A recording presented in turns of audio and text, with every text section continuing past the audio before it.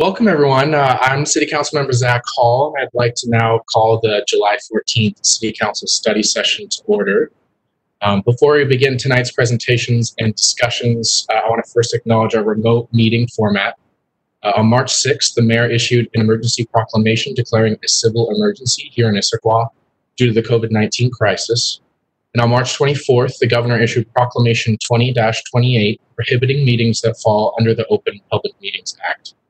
This proclamation has now been extended through August 1st. Tonight's meeting will be held entirely remotely. It will be recorded, streamed live, and available for later viewing on the city's YouTube channel. A call-in number was provided on the meeting agenda for members of the public wishing to call in by phone or listen live to the meeting. Typically during study sessions, we take public comments after each agenda item. However, due to the additional logistics of the virtual meeting, we will be taking all public comments at the beginning of the meeting. If there are members of the public wishing to make comments, please press *3 on your phone now, and we will call on you using the first 6 digits of your phone number shortly. Council President Hunt will also share a summary of any email comments we've received regarding tonight's agenda items later on. I also want to take a moment to acknowledge, appreciate, and honor the ancestral lands we live on and work on today, including that of the Coast Salish, Snoqualmie, Tulalip, and Duwamish people. And to all who are watching and listening, please do join me in appreciating the past, present, and future of our Indigenous neighbors. Now, I'd like to take a roll call of council members in attendance. Please say here when I call on your name. Councilmember DeMichelle. I am here. Councilmember Goodman. Here. Council President Hunt. Here. Councilmember Martz. Here. Deputy Council President Ray. Here. And Councilmember Walsh. Here. Perfect. In addition, the following city staff are participating in tonight's study session. City Administrator Wally Bobkowitz, Sustainability Coordinator Megan Curtis Murphy, Management Analyst Jeremy Brecher Hampson, sorry if I got that wrong, and Deputy City Clerk Tisha Geezer.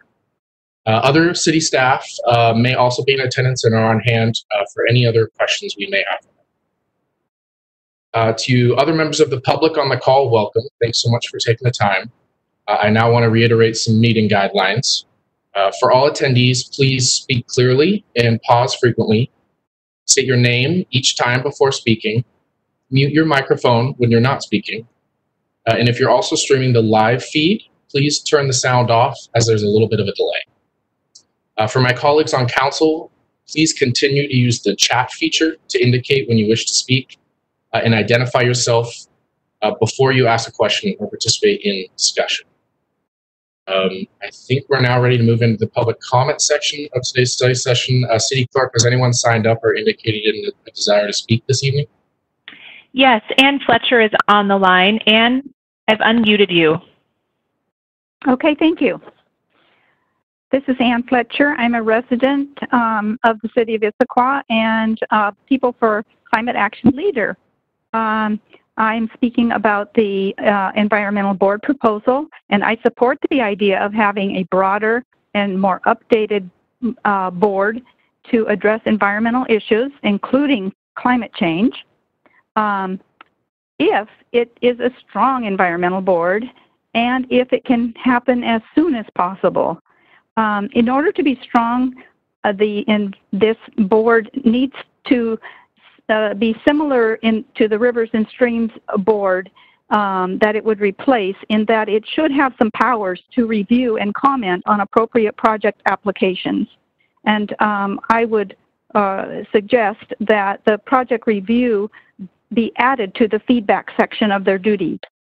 In addition, to be strong, the board needs to be full of committed community members working together with the staff so that we can ensure that the policies, codes, and plans approved by the City Council are truly realized. Both of the entities working together would be good.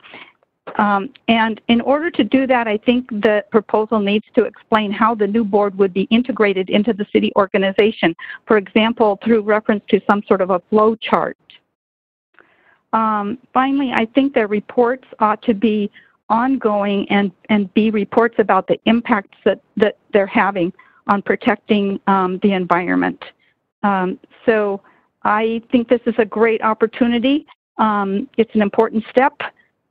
It could be business as usual, or it could be a door opening into a real transformation to better results in really challenging times. So we'd be proud and grateful to have a long-needed breakthrough at this time. As representatives of our community, please give this board all the tools it needs to succeed. Thank you. Thank you so much, Anne, for speaking. Appreciate that. City Clerk, are there any other members of the community wishing to speak tonight? Yes, the caller whose number begins with 206-498 would like to make comments, and I've unmuted you. Good evening, Council Mayor members. This is Christy Triple. I work for Raleigh Properties at 1595 Northwest Gilman Boulevard here in Issaquah. Thank you for the opportunity to comment tonight. There are a lot of things that I agree with that Anne just shared. Having the opportunity to participate in the last two brainstorming sessions, there's a lot of values shared for the community, passion and energy, and so many opportunities to educate. That strength is an opportunity in convening. Where I disagree a little bit and where I think the board or commission could find some challenges. I've heard from a few community members that the group needs teeth, but there are many jurisdictions, other agencies that review applications that have codes and requirements and many studies. There's also the city's Title 18. There's a lot of guidelines that folks who might touch the environment need to follow. And so I think for the group to review project applications is redundant in that we have the codes, those agencies, and the peer review to help guide the city. And where we might not have clarity, that's an opportunity for us as a city to update the Title 18 and to make sure that it's refined for clarity. But as Anne had shared, I think this is a great opportunity for our community to kind of build on the work that the Rivers and Streams Board has done in the past so well. But now, as the city has grown and evolved, we have other opportunities to use this board in a way that can educate, convene, and support our community as it continues to evolve. And I think there's such a great way to integrate both the built environment and the natural environment so that we're getting the things that our community needs as a whole. So thank you for the opportunity to comment. Thank you, Christy. Is there anyone else wishing to speak with council tonight? No, there's no other members of the public on the line. Thank you. Just as a reminder to the community, written comments can be submitted at any time to citycouncil@issaquahwa.gov. All right, that wraps up the public comment section for this evening's agenda. I think we're ready to move on to the next part, which is ID 0650, establishing an Environment and Sustainability Board.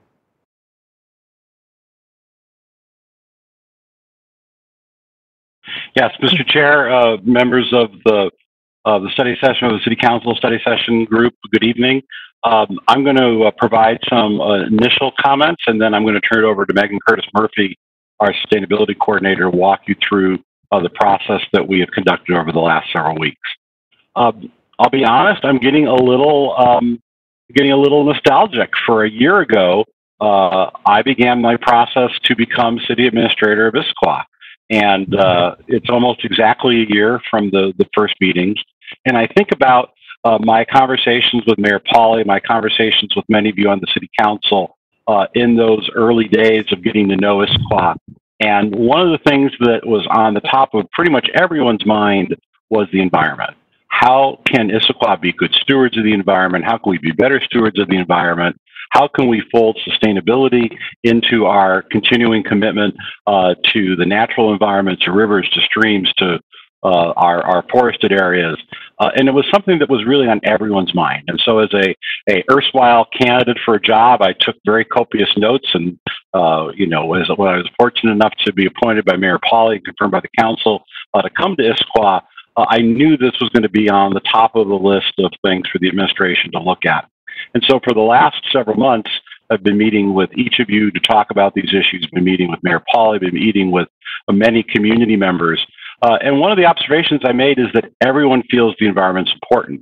What there are some differences on is how the city should approach it, what kind of community involvement should there be, what additions and corrections and changes to codes and plans and ordinances should there be. And so I've spent most of the last 8-9 months listening, learning, talking, and finally proposed to Mayor Pauley as we were getting over the first hurdles of the pandemic, saying we need to get back to regular business. This really needs to be on the top of our list. We need to talk about rivers and streams. We need to talk about how best to move forward. And the presentation we have for you tonight, I think, gives the mechanics of how best to move forward. But I really want to set the topic really almost in a different way. It's the mechanics to carry through your vision. And I think the challenge before the City Council this evening is to really articulate what that vision is.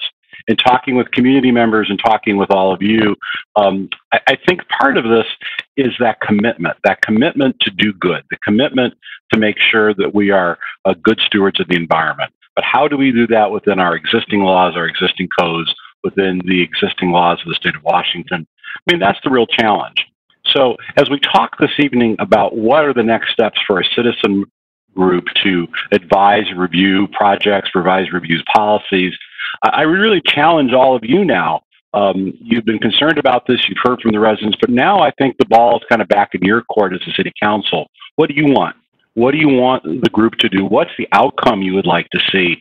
And we hope that tonight, through the presentation about the community conversations we've had, can help focus that discussion on what is the outcome? What is success here? I think that it's as much a mindset as it is policies and procedures. I think many community members want to see sort of a shift to say the environment is more important than perhaps as a community we have made it, and what can we together as a community do to make that more important. That's a very, very broad statement, and now I think the hard task falls to you as the City Council to operationalize that. So that's a little bit of a preamble, Chair Hall and members of the Council. I wanted to start with, and so unless there's any initial questions, I'm going to turn it over to Megan Curtis Murphy, who will walk us through the process that we've just concluded with the community.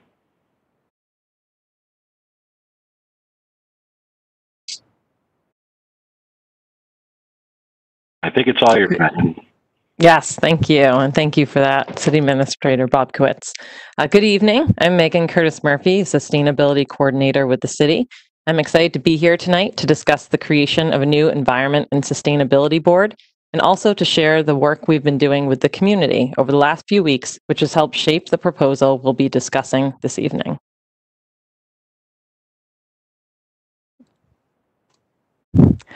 The purpose of the presentation is to propose the creation of a new Environment and Sustainability Board that will advise the Mayor and City Council on the protection of the environment and climate change. The purpose of the presentation is to propose the creation of a new Environment and Sustainability Board. The direction needed this evening is to get feedback on creating a Community Environment and Sustainability Board to address climate change and environmentally related issues in the city. We'll be looking for feedback on the board proposal, including the proposed objective, membership, and duties and responsibilities.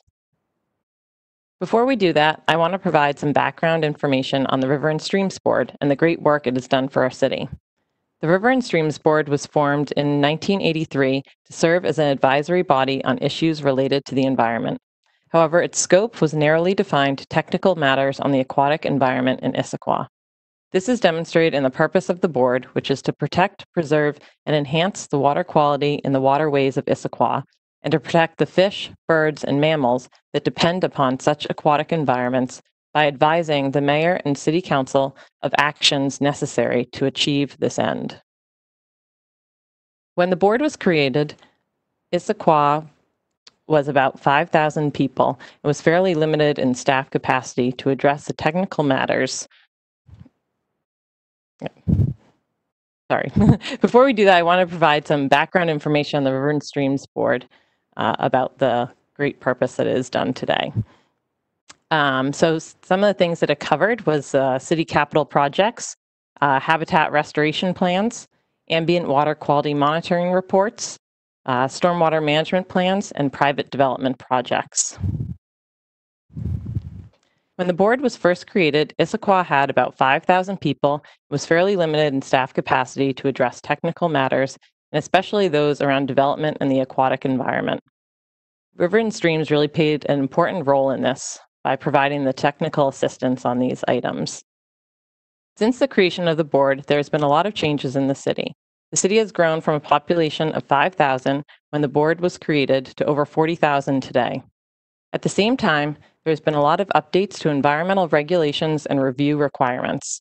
Environmental issues have been increasing in complexity and requiring greater scrutiny to ensure their protection. With this increase in population and requirements, city staff has grown and increased capacity to help meet this demand. The city also contracts with numerous consultants to perform peer review of projects, plans, and policies. In addition, residents in our city are passionate about the environment, which was demonstrated through all the work of the citywide strategic plan. The topic of environmental stewardship had one of the highest levels of engagement in the development of this plan. Lastly, the city itself is addressing a greater variety of environmental topics, including those focusing on the natural environment, but also looking at ways to reduce greenhouse gas emissions and involve the community in creating a more sustainable Issaquah. With all of these changing conditions, there's been a desire to have a board that would address a broader scope of environmental topics in the city.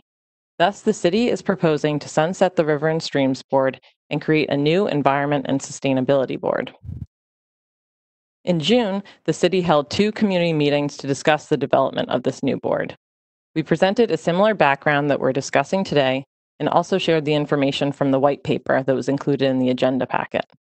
The first meeting had 50 participants, and we discussed ideas for the purpose of the board, what membership should look like, and what topics it could cover. We followed that up with a survey where we got an additional 40 responses. Next, we used that feedback from the meeting and the survey to develop a proposal, which we shared with the 30 participants on June 30th. The feedback we received at that meeting has really helped shape the proposal that we're discussing today. Before getting into the proposal, I'll share a summary of some of the comments we heard at the meetings. At the first meeting and in the survey, the community along with the city offered a huge thank you to the past members of the River and Streams Board. We had several youth attend the meeting, and participants shared that youth engagement and participation on the board would be key to its success. Next was around authority of the board. There was a desire from some community members for this board to have teeth, which was described in a few different ways, from having voting authority on other boards, to having decision-making authority on development projects, to having a strong advisory role to the mayor and city council. Some people also talked about the importance of outreach and education, and wanted the board to help advise and provide input on these types of city programs. In addition, there are several people interested in a sustainability volunteer program, so members of the community could help with some of this important work. Next, there was discussion and comments on how this board could play an environmental advocacy role in the city, but also wanting to align this with the political processes and stakeholder management. There was a lot of discussion about the breadth and depth of this board. Comments ranged from wanting to keep a similar scope to Rivers and Streams to others who wanted to move away from that level of technical detail to incorporate a wider variety of topics. Overall, the topics that rose to the top of the conversation were around protecting the natural environment and addressing climate change. There was discussion about how the board would interact with other boards and also its role with development review. We heard from many a concern about needing to protect our environment from development, which would be focused on in the second session as well. The last topic was around how to measure success, which is something we will revisit more once we get the board up and running. We also received a lot of comments about membership, which were incorporated into the proposal itself. After presenting the board proposal, we had another robust discussion on June 30th. One item discussed was the title of the board. There was some concern over the word sustainability meaning different things to different people, and a belief that the word environment may be more encompassing. Others like the name with sustainability in it, as it helps capture the broader scope of the board to beyond just the natural environment, but also to include climate and other related topics. We heard that 7 members would not be enough, and that 9 would allow for a greater breadth and expertise that we want on the board. Again, there was a desire to include youth in the board membership. Next, the role of the board was presented to be advisory to the mayor and council, and there was comments about wanting to include city staff in this as well. Next, we had a productive conversation on how to ensure that the recommendations of the board would be considered by the appropriate individuals, and we incorporated that into the proposal today. And last, we presented the idea of an environment and sustainability project checklist, which received overall support. However, there's concern that any projects happening now before codes are updated and the checklist is in place. And we received a few comments about this in the last couple of days as well. And so although the Rivers and Streams Board doesn't have a quorum right now, the city administration discussed this and suggested we could have an ad hoc community meeting to get any input on projects that might need review. Moving on to the proposal, I'm suggesting we call this new board the Environment and Sustainability Board. Environmental protection was a common theme we heard, and I think would be represented in the name here with the word environment, which often refers to the natural environment. And sustainability is a more holistic term for several other environmental programs and climate-related topics. Particularly in the survey responses, there was references to keeping Issaquah livable now and for future generations, which I think sustainability really helps capture. I also think this name provides for the flexibility of the board to address new and emerging environmental topics, which was another comment we heard from the community. The proposed objective of the board is to advise the mayor, city council, and city departments on the city's plans, policies, regulations, and programs relating to the protection of the environment and climate change. A few themes emerge in the discussion and survey around the purpose of the board, which are reflected here. First is the advisory nature of the board to the mayor, city council, and city departments. It's expected that staff from different departments will bring environmental-related topics before this board and consider their input in the projects. The second is the inclusion of the 2 themes that emerge the most around protecting the environment and addressing climate change. Environmental protection is also from the River and Streams objective, which several people still supported and wanted to see represented in this new board. Climate change and reducing greenhouse gas emissions from buildings, transportation, and waste was also frequently mentioned in the comment. Moving to the board membership, a few of the terms that we heard most often in the comments were about having scientific and environmental expertise, including youth, and having a diverse board representative of our community. We tried to capture many of these aspects in the description of what membership would look like. We're proposing that this board have 9 members with 3 alternates, and at least 2 of the members would be youth. Although not a requirement for city boards, we propose the majority be residents of Issaquah. We want the board to be diverse in age, ethnicity, professions, and backgrounds. And we also want to see a variety of expertise on this board, including representatives from the natural sciences, climate, engineers, sustainability, and environmental policy. We also heard that we want to have community representatives that have shown an interest in the environment, either through training, experience, or actions, but not necessarily through their professional backgrounds. And as the board will be covering a range of topics, we want to see a balance in these topics represented through the background of individuals on the board, including water, energy, land, climate, and others.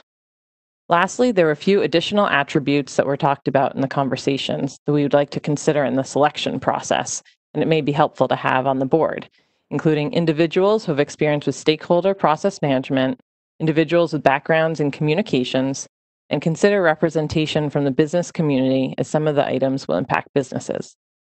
This list is meant to help recruit a wide variety of individuals that will best guide the city on environmental decisions.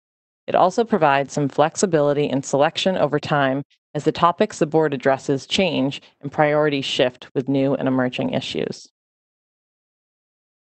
This slide is a list of the duties and responsibilities for the Environment and Sustainability Board, all at the direction of Mayor and City Council. The first item is to provide feedback on city plans, regulations, and codes that impact the natural environment to ensure alignment with community vision. This is one of the items that speaks to some of the concerns related to the impact about development on the environment. By updating and revising these items, we can help ensure the protection of our environment. An example of this would be reviewing Title 1810 on environmental protection in critical areas. Next is to establish formal board statements to track board recommendations throughout various approval processes. This will help ensure that any recommendations from the board travel with the document and can be considered by additional parties, including council, at a later date in the approval process. Next is to review research and best practices to advise on environmental policies and ordinances for the city. Next, the board would develop and maintain an environment and sustainability checklist to be used on projects. Along with making recommendations on codes, which we already talked a bit about, this checklist would require that projects include certain elements to reduce the impact of development on the environment. Next, the board would advise on planning and prioritization of actions related to climate change and resiliency. As some of you may be aware, the King County Cities Climate Collaboration is developing a climate action toolkit, so this board can help advise on actions to prioritize. Next, the board would develop recommendations on programs, services, and priorities relating to environmental sustainability and protection. Last, the board would provide an annual report to the mayor and city council on work plan activities and accomplishments. Again, this will help keep the mayor and council informed about the activities of the board. Here is a list of sample agenda topics I think would be of interest and importance for the board to review. As you can see, it addresses both items that protect the natural environment, such as the Shoreline Master Program, and other items that are more related to climate, such as greenhouse gas inventory update and advising on climate policies and actions. Some items are similar to what Rivers and Streams may have reviewed, such as Title 1810, and others are new and reflect the broader scope of the board, including the tree canopy assessment and electric vehicle policy. This is just a brief sample list, but other topics could be suggested by the mayor or council. So the options for consideration this evening are to direct the administration to form the new Environment and Sustainability Board as proposed and officially sunset the River and Streams Board. Proposed revisions to this, number 2 would be proposed revisions to the scope of the new Environment and Sustainability Board and officially sunset the River and Streams Board. And the third is do not create a new board at this time. The administration recommends sunsetting the River and Streams Board and establishing a new Environment and Sustainability Board as proposed to address a broader scope of environmental and sustainability issues in the city. After discussion this evening, the administration is prepared to return to the council at the August 3rd City Council meeting with an ordinance to establish the new Environment and Sustainability Board and sunset the River and Streams Board. Following the creation of the new board, recruitment and selection of members would begin in August and September, and the mayor's appointments would then be brought to the City Council for confirmation in late summer or early fall. And it's anticipated the board would have its first meeting this fall.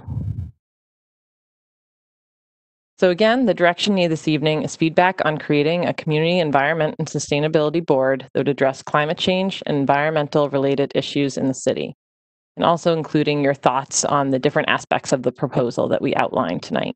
Thank you.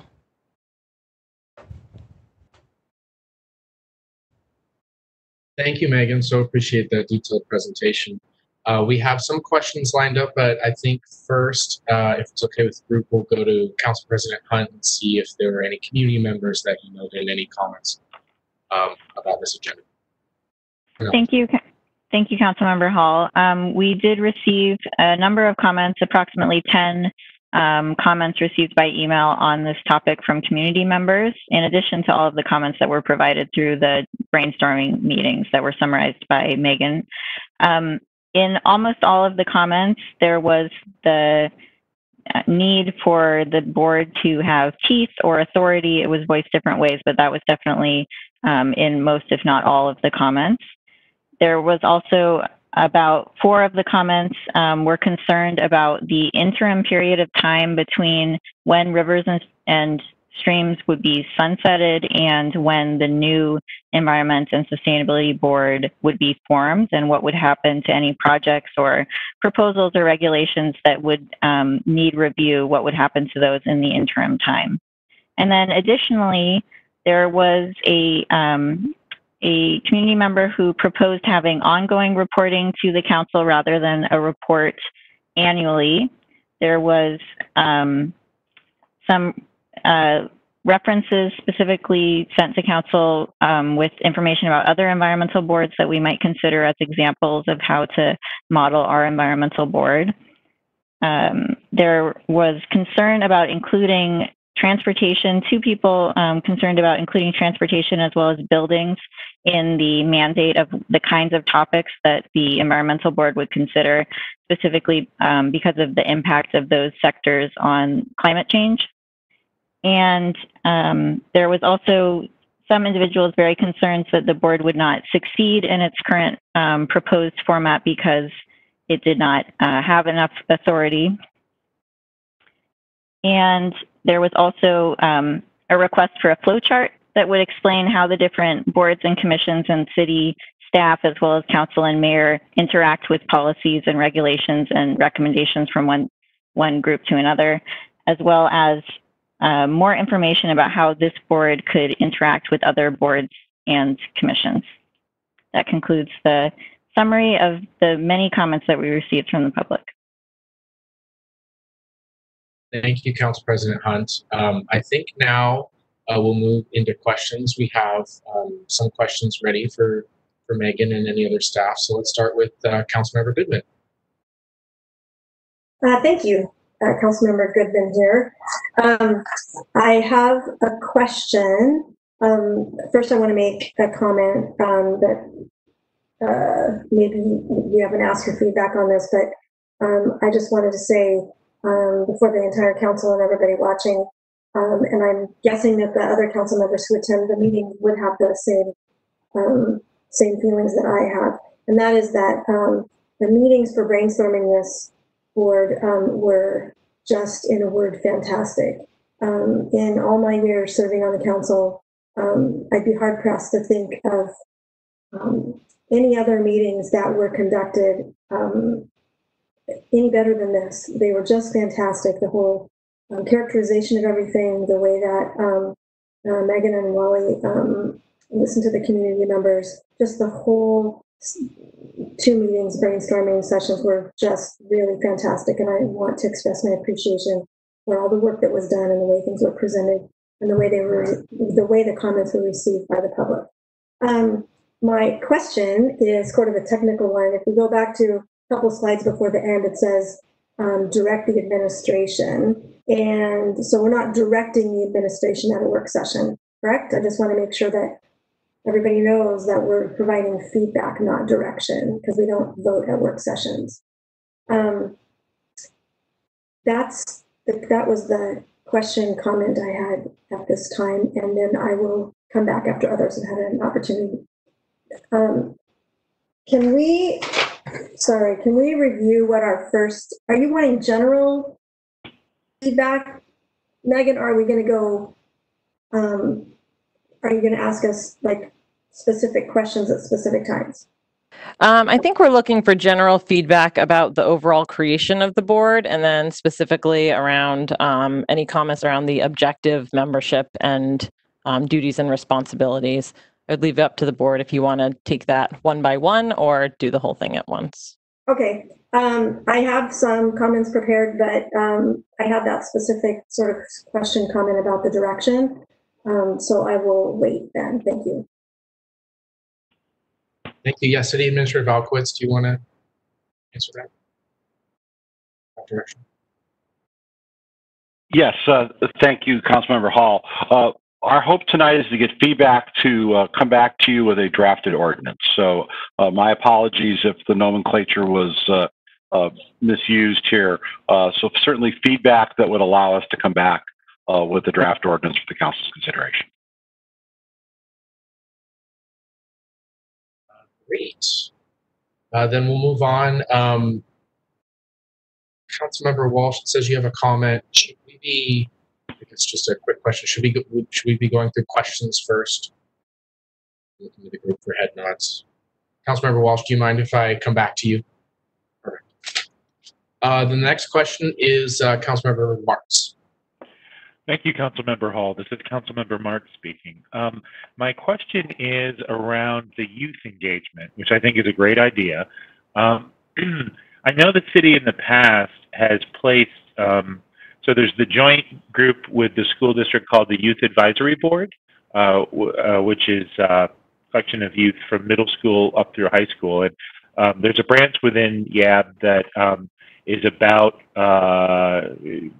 social services and community engagement and whatnot. And historically, YAB placed members in the Parks Board, the Human Services Board, the Arts Commission, and I think Sister Cities as well.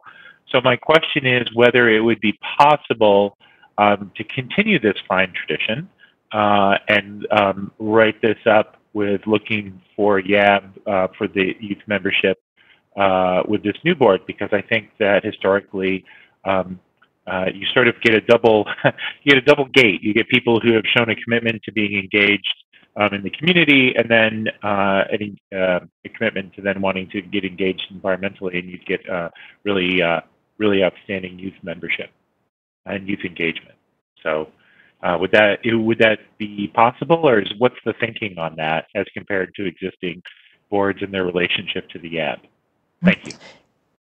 Yes, thank you.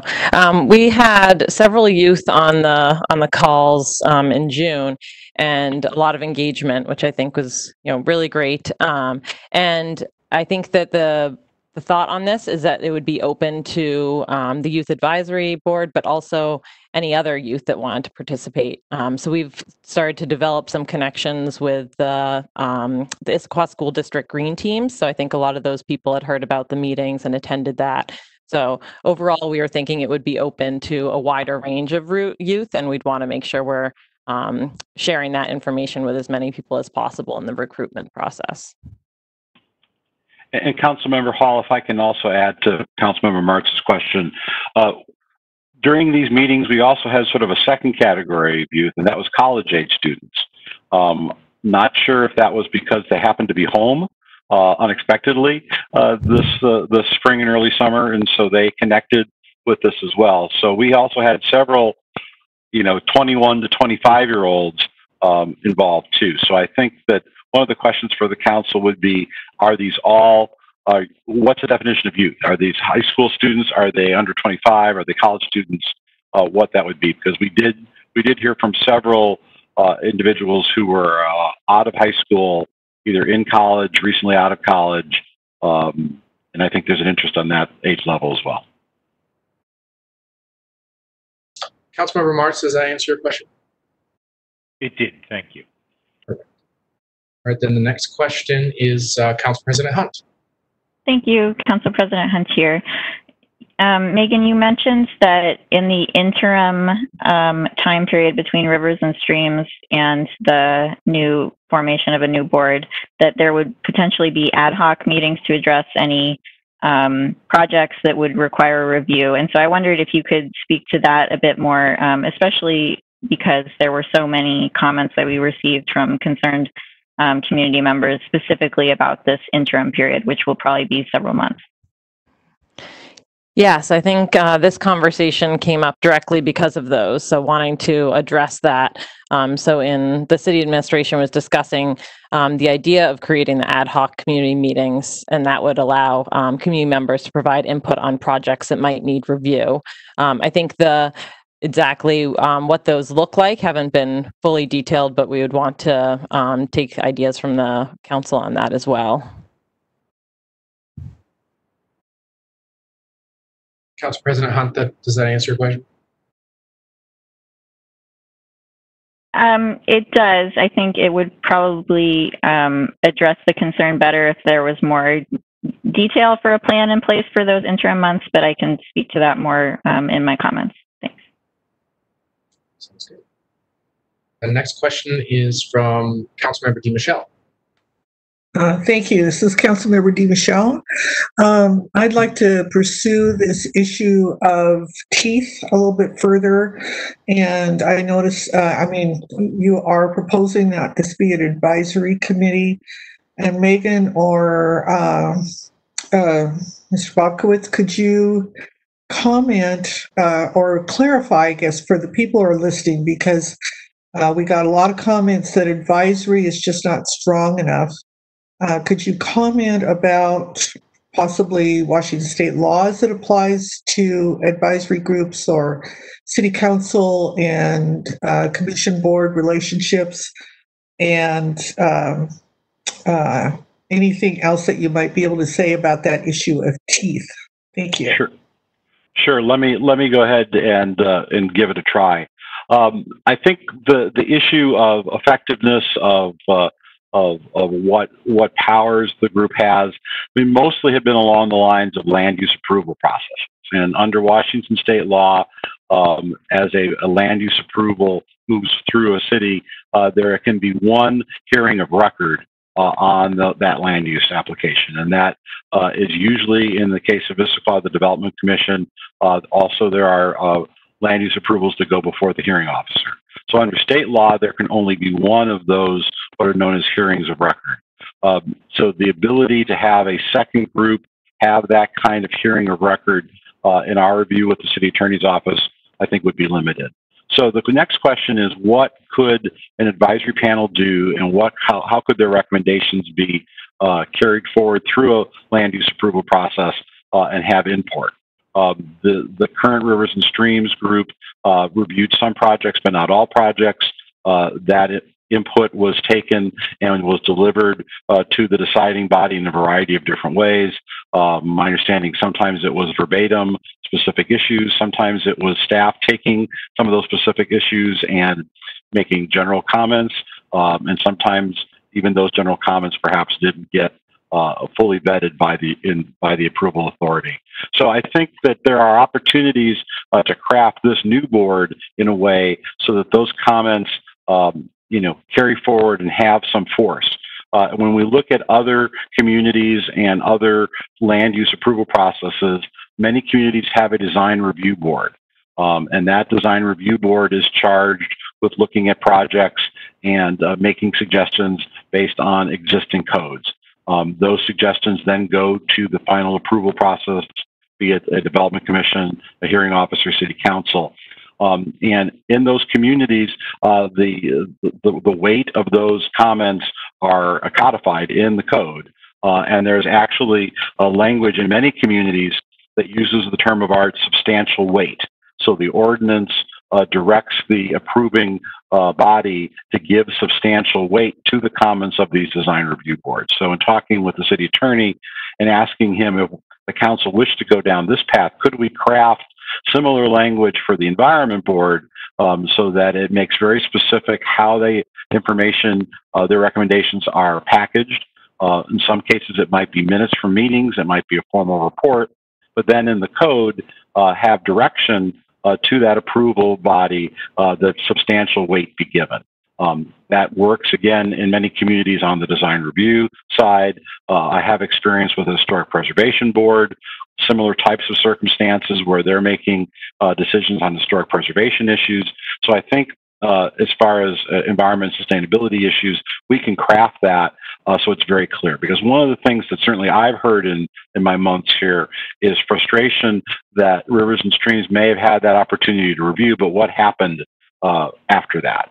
And so I think if we can make that path clearer so that information is properly considered at that final authority body, is not in any way packaged or editorialized by staff, but comes straight from the board, I think that's a way to make the board have the term teeth, I guess, has been used.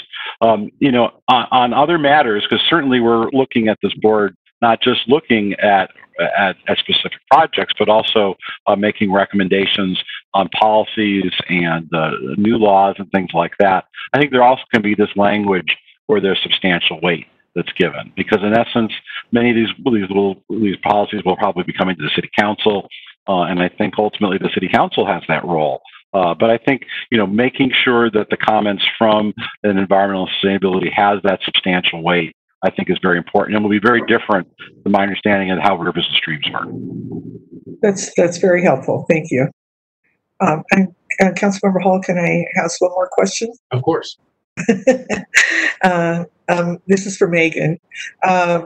Megan, I noticed that in the ordinance for the Rivers and Stream Board that they had specified 4-year term limits, and I'm just wondering if you could comment. Is 4 years a standard term limit? And my concern there is that we make room for as many people as possible to participate. But I also have heard from people in the community who think the longer terms are good because it gives people a chance to develop expertise. So would you want to comment on whether or not, what the thinking might be there in terms of terms of the members? Mm-hmm. Yeah, it's my understanding that we do have the 4-year term standard, and this was something that was talked a little bit about in the meetings. We'd originally thought that we would propose 7 board members. That's how many Rivers and Streams had, but recognizing kind of the scope of the board and also what you're saying about wanting to make sure that more people have an opportunity, we did decide to increase that membership level to 9 in order to provide kind of more opportunity for people to serve. And we would also be staggering the first few years, so there would be some board members' terms would be expiring each year, so there'd be new opportunities each year for different people to come on board. Councilmember DiMichele, does that answer your question? Yes, thank you. And my apologies, Council, I have a quick follow-up question. Was the question of term limits brought up with youth in particular? Because I could see how that could be difficult if your term is interrupted by leaving for college or something. Yes. In other boards that have youth serve, those terms are actually usually 2 years. So thank you for that clarification. That does provide for kind of that transition time. Moving on then, next question comes from Deputy Council President Ray. I may have had hi, this is Chris Ray. I may have had my question answered. It was very much along the same lines as where Councilmember DiMichele was going around what teeth were, but kind of 2 points of clarification I'd like to poke at. One is, will we see that language that the city administrator was referencing about how the recommendations from the board will be incorporated? And then also, are there some guidelines we're looking at developing for the board to help them make their recommendations and essentially recognizing that there's lots of things we want to do, but then there's also superseding laws that we need to consider? If I may, Councilmember Hall, Deputy Council President Ray, one of the ideas that's come from this is a checklist. That one of the charges of the board would be to have a checklist that would be developed based on existing codes, policies that would be used. I think we're going to have to work into this board. I think that we're going to have to create policies and procedures for the actual implementation over the course of time. But I think having a checklist that would be part of any kind of recommendation, I think would make sense and certainly be helpful to the determining board, be it the hearing officer, the development commission, the city council. As far as a framework, can you repeat the first part of your question? I think it was how would we transmit this information? Was something along those lines? You mentioned how an ordinance might specify some level of weight to be given to the report right. From the commission. I just was curious to know if we would see that, maybe and have an opportunity to opine on that ahead of time too. Sure, and I think that again, in talking with the city attorney, looking for ways to address the concerns that we heard from the community members who've been involved in this, this idea of what other community design review boards do, I think makes sense. And there's existing language in other communities that I think we could borrow and substitute in with the environmental review board. And one of the questions additionally for the council is, what is the scope of this? Is this every building permit that comes across the counter? Is the board going to look at? Is there particular types of projects? Are they projects based on size? Are they based on geographic location? We're not here this evening with a specific recommendation to that. I think one of the challenges with rivers and streams is that the current definitions of their responsibility are a little vague. And I think that sometimes staff then was left to interpret. In some cases, the community was happy with the interpretation. In other cases, the community wasn't happy. So it would certainly be helpful to us this evening at some point if we could get some feedback on, what's the breadth of the type of project that the council would want this board to weigh in on. Thank you. Deputy Council President Ray, does that answer your question? No, that's great. Thank you very much. Great. Moving on then, Councilmember Goodman is up next for questions. Thank you, Councilmember Goodman here. So maybe I missed it in the comments, but my question is about sunsetting of rivers and streams. I see in the materials it talks about the terms be extended by a year. And so my question is about why it needs to be sunsetted and why that board couldn't continue until we actually have the new board. If I can take a crack at that, Councilmember Hall. Currently, there are 3 members of Rivers and Streams. That does not constitute a quorum. Mayor Pauley, in her recommendations to the council on reappointments, made that blanket 1-year extension. So we have extended 3 members of Rivers and Streams. So there still is not a quorum for them to meet.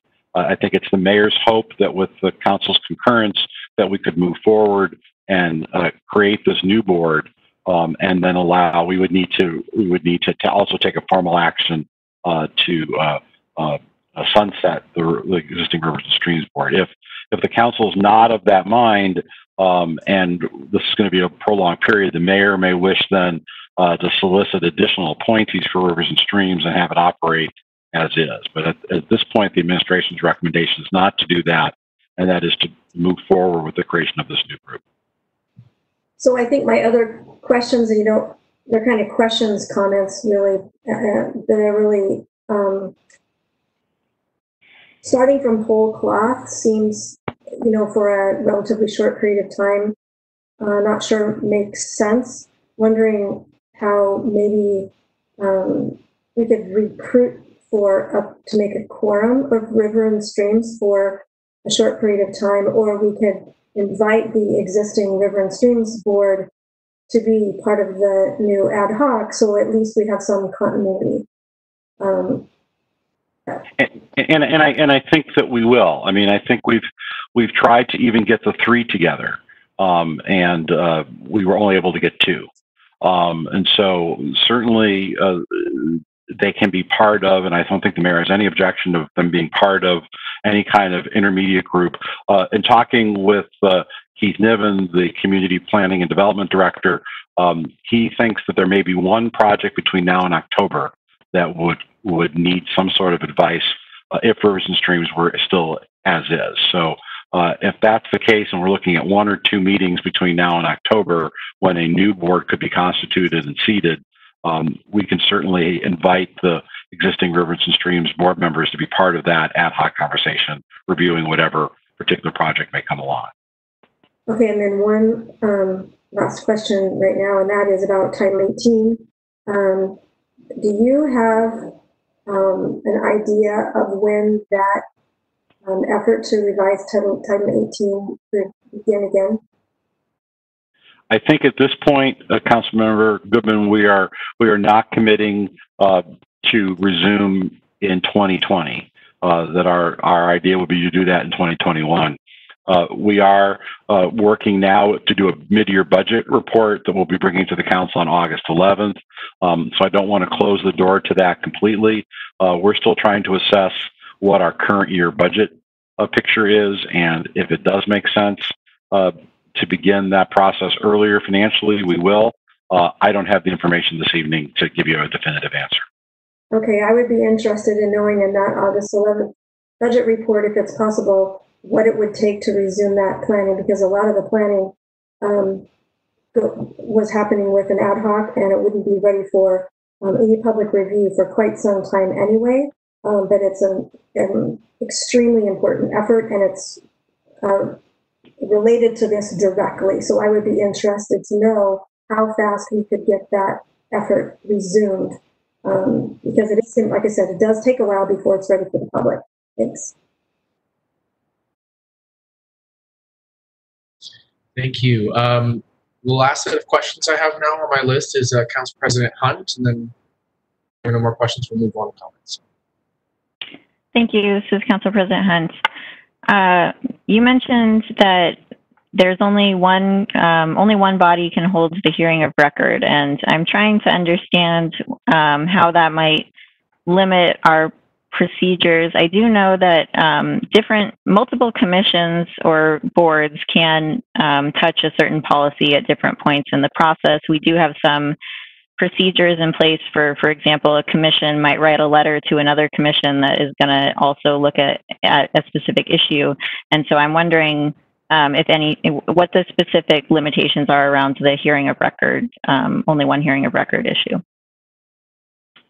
Council President, members of the council, my understanding, and I only play a Washington land use attorney on television, is that it's for land use approval processes only. So this would not, again, this is to be advisory. So the idea would be that this environmental board could provide an advisory opinion to whatever body is making the determination, and that opinion would be part of that record. As far as looking at other policies and things, again, that the role would only be advisory again, so that there's no restriction to that. But I think it's on the land use approval piece. There's a 180-day time frame that we want to be mindful of. I certainly think that it's appropriate to have other boards advise on projects, and I think we can do that within the 180 days. But to make any of those decisions binding, you can't do that twice. You can only bind an applicant once through one hearing process.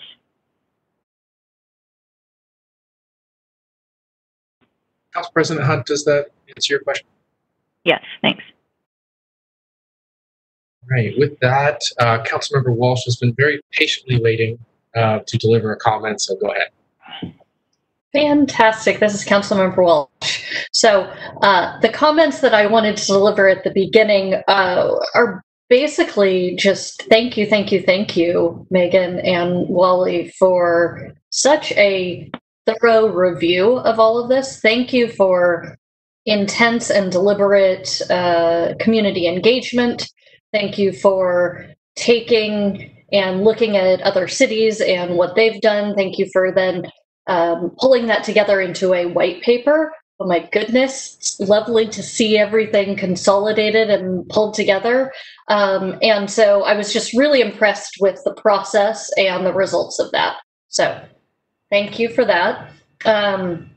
As far as my thoughts and opinions on the board, first of all, I think it's a long time coming and very much appreciate that we're going in this direction. I'm interested in them doing some development review, but what I'm really excited about is the ability to be an advisory board on policies and ways that we can change our code and ways that we can grow as a community in these areas. And so I don't want the group to be stifled by just reviewing the end results, the development. I really want to make sure that we go upstream, shall we say, to what's going to make us a better community in the future. And for that reason, I appreciate that rather than just focusing on development, they're focusing on creating a checklist that then can be used to help with development reviews. And I'm also really interested in seeing the idea of an annual report. I like that there is kind of some formal thought around the annual report and the board statements.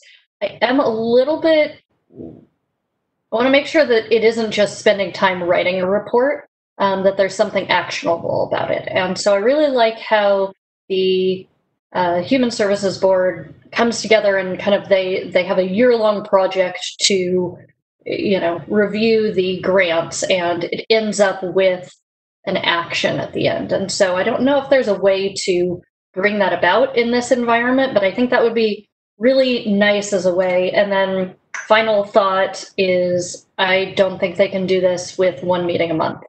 I think you probably need to move to 2 meetings a month, at least in the beginning, because I think we're pretty darn backlogged on this and we have an enthusiastic group that wants to take action. Thank you. Thank you. Next up, we have Councilmember DiMichele. I did not think I was next on the list. I want to echo what Councilmember Walsh said. I was so impressed with the report and so impressed with the way it was laid out and with the community engagement.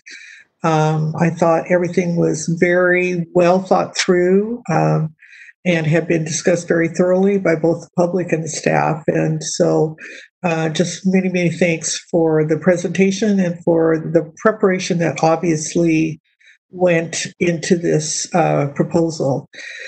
Just a couple of comments in terms of the scope of the group or what topics we would want them to discuss. I personally am more interested in letting the group define its agenda. I think that they've already identified that climate change is one of the top issues they want to look at. There are other things that have emerged as trends, and I think that we can trust the group to focus in on some of the most important issues facing Issaquah for now and into the future. I was so taken with the public engagement process around putting this board together that I just want to urge that interactive engagement with the public continue, perhaps through forums or the piece of their duties that has to do with education. But the conversations were robust and deep, and I think that it would be a really good thing to just sort of bake that into what is in front of the group and how they go about their business, continually engaging the public. I did want to speak as well to the annual report. It says an annual report on activities and accomplishments.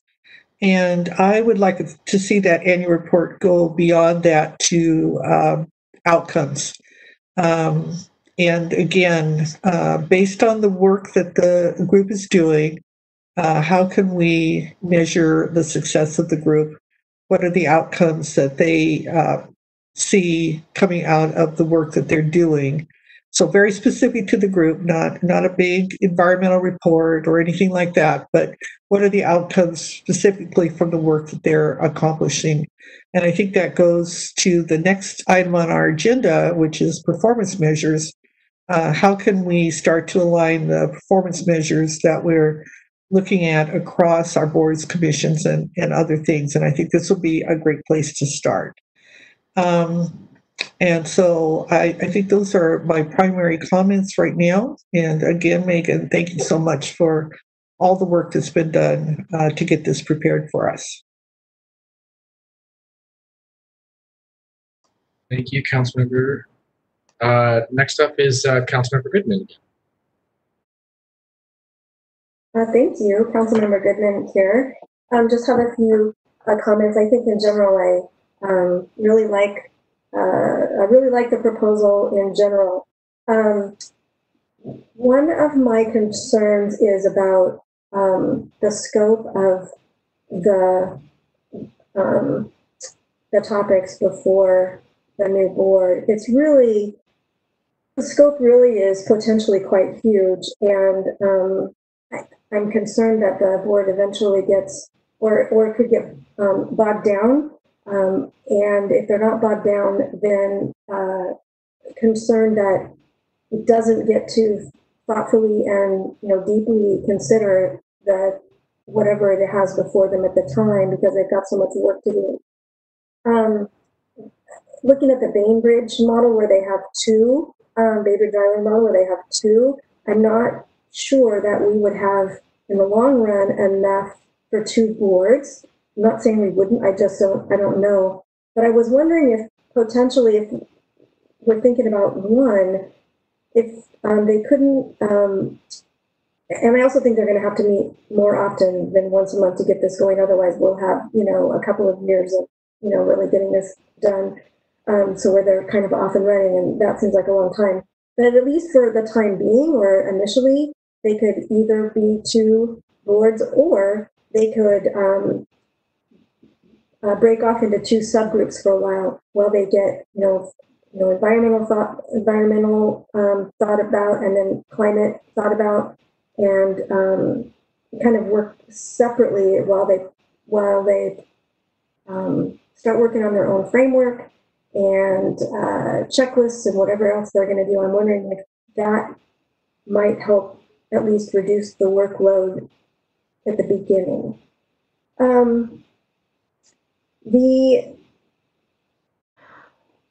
I've listened to all the concerns about teeth, and particularly about development and development applications.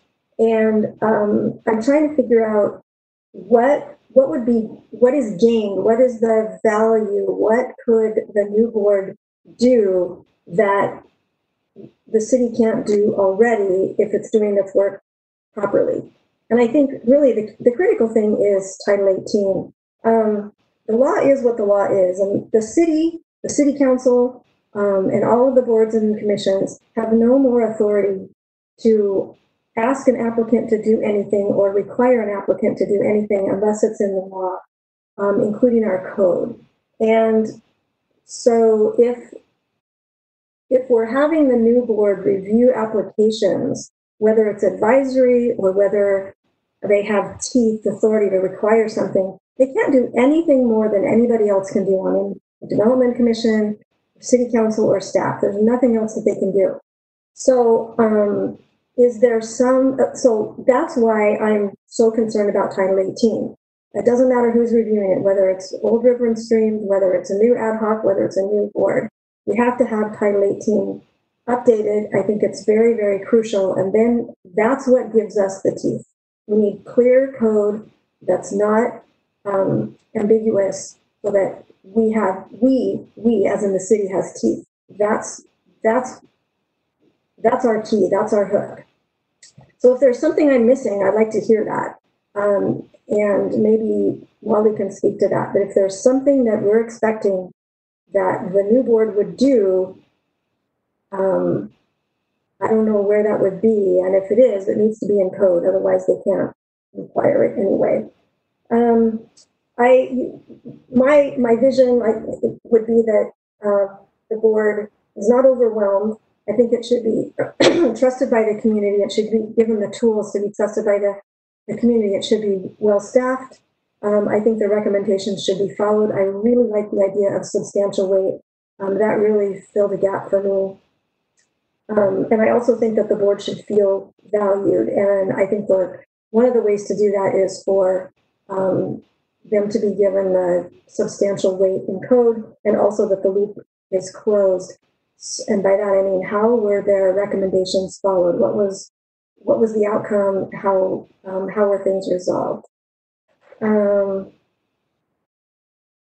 think that's all I have. It's just really great work. Thank you.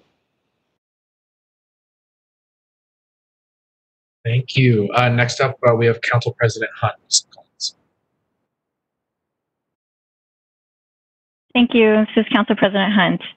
About a year ago, the Issaquah City Council and the Transportation Advisory Board had a meeting, and one of our discussions was around how we were evaluating intersections and the traffic flowing through intersections.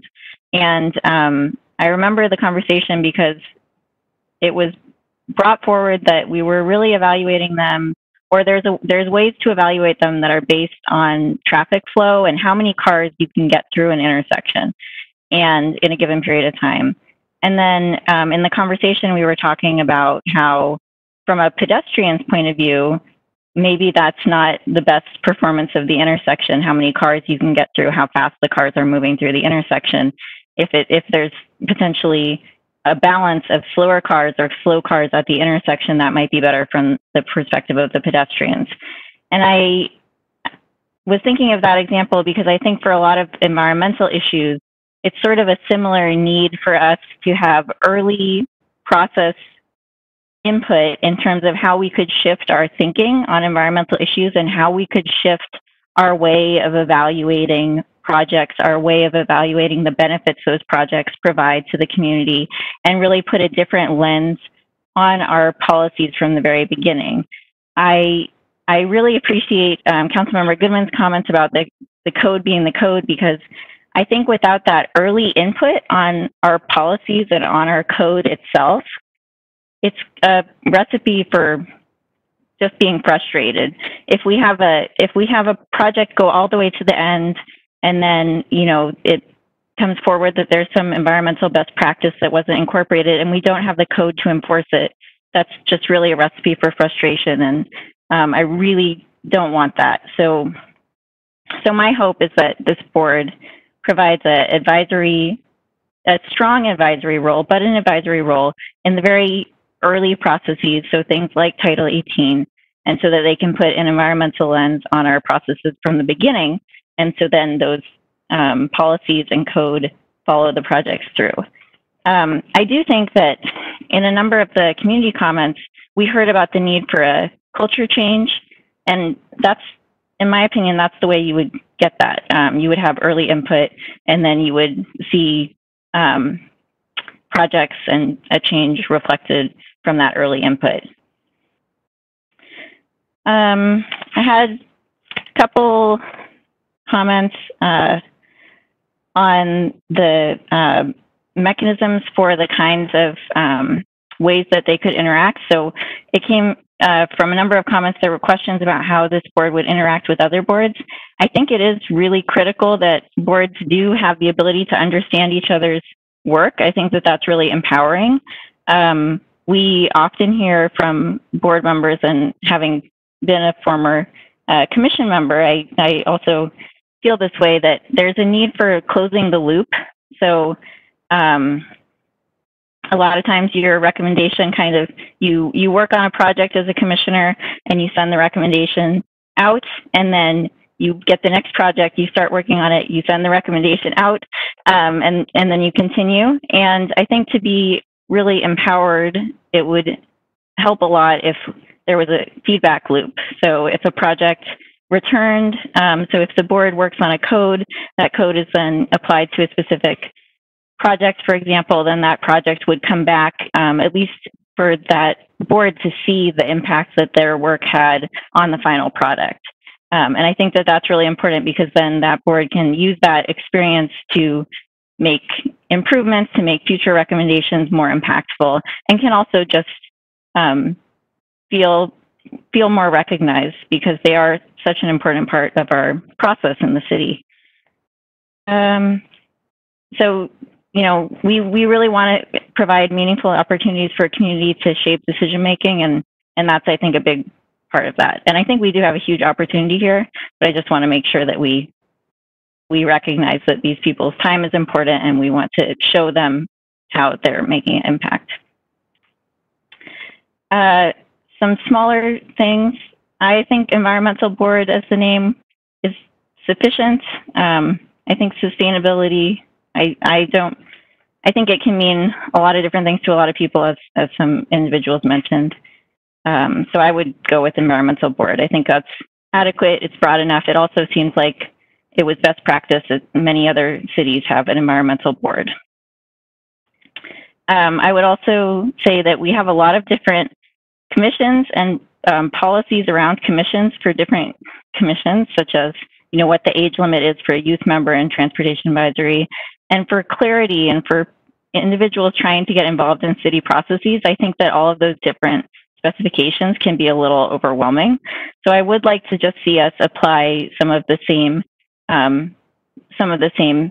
standards. So if we have youth members in Transportation Advisory Board, I don't see why we couldn't use those same parameters for this board, for example, just so that it's not so confusing for people trying to understand the way that we operate. Let's see, and then I wanted to focus mostly on the future of the board, and so I had a lot of thoughts about the need for this board because environment is so important to Issaquah, and so I think it is really important for the long-term future of the city.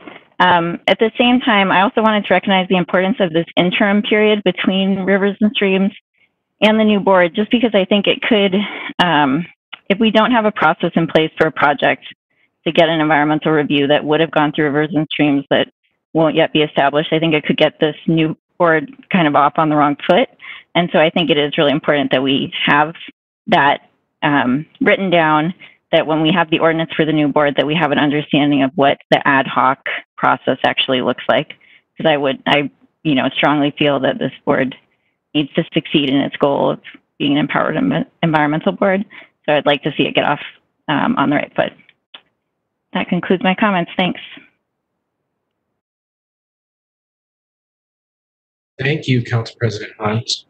I'm not seeing any other comments in the chat, so maybe I'll just share some of my own.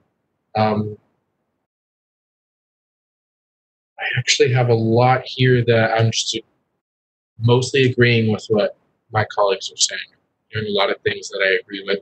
One thing in particular that came to my mind is I'm happy with it being a strong advisory presence to the council, but I would like there to be some sort of accountability measure. Because I could see a scenario by which if future council decides they don't want to listen to advice coming from a board like this.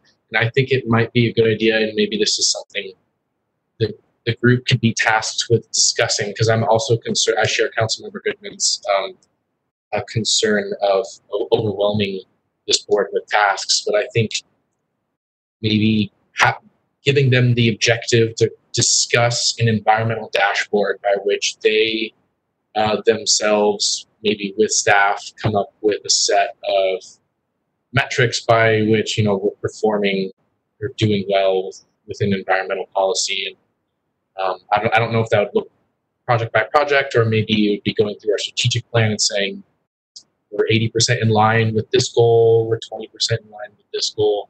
But I would like there to be something in there tasking them to eventually discuss accountability and keeping the city council accountable. I'm not quite sure how that would look. Some other things I agreed with that I heard. Councilmember Walsh, I really liked what she said about there should be something actionable at the end. I thought that was an intelligent remark. That the annual report should speak to outcomes. That was Councilman DeMichelle. Title 18 is essentially the end-all, be-all. A couple people have mentioned that. I just want to echo that as well. And I don't really have any other comments at this point. Are there any other council members who have new comments that would like to share with staff? I'll look at the chat. Oh, Council President Hunt, do you have another comment? Yes, I did. I think that council can remand items to different commissions. And so one mechanism I was thinking too about how we might ensure that the commissions have an input at multiple times in a different review, for example, would be if we have that mechanism for council to remand a item back to this newly formed commission. So that would mean that if we see a project that has gone through the process and we don't feel that a certain environmental issue has been addressed, perhaps we could remand it or send it back to them for their opinion, and then they could advise us. So I think that would be helpful to consider.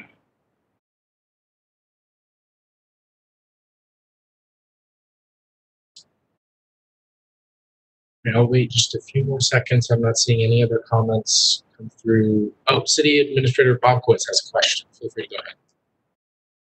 ahead. Thank you, Councilmember Hall, and appreciate the council's discussion and comments this evening.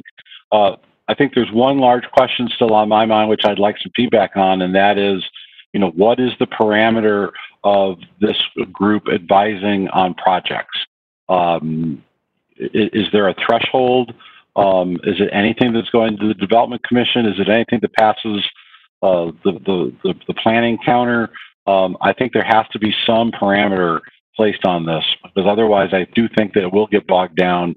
One of my observations about rivers and streams is because the language was not very precise, some projects came to it, other projects didn't, and then there was frustration in the minds of some members of the community when a project didn't come to it.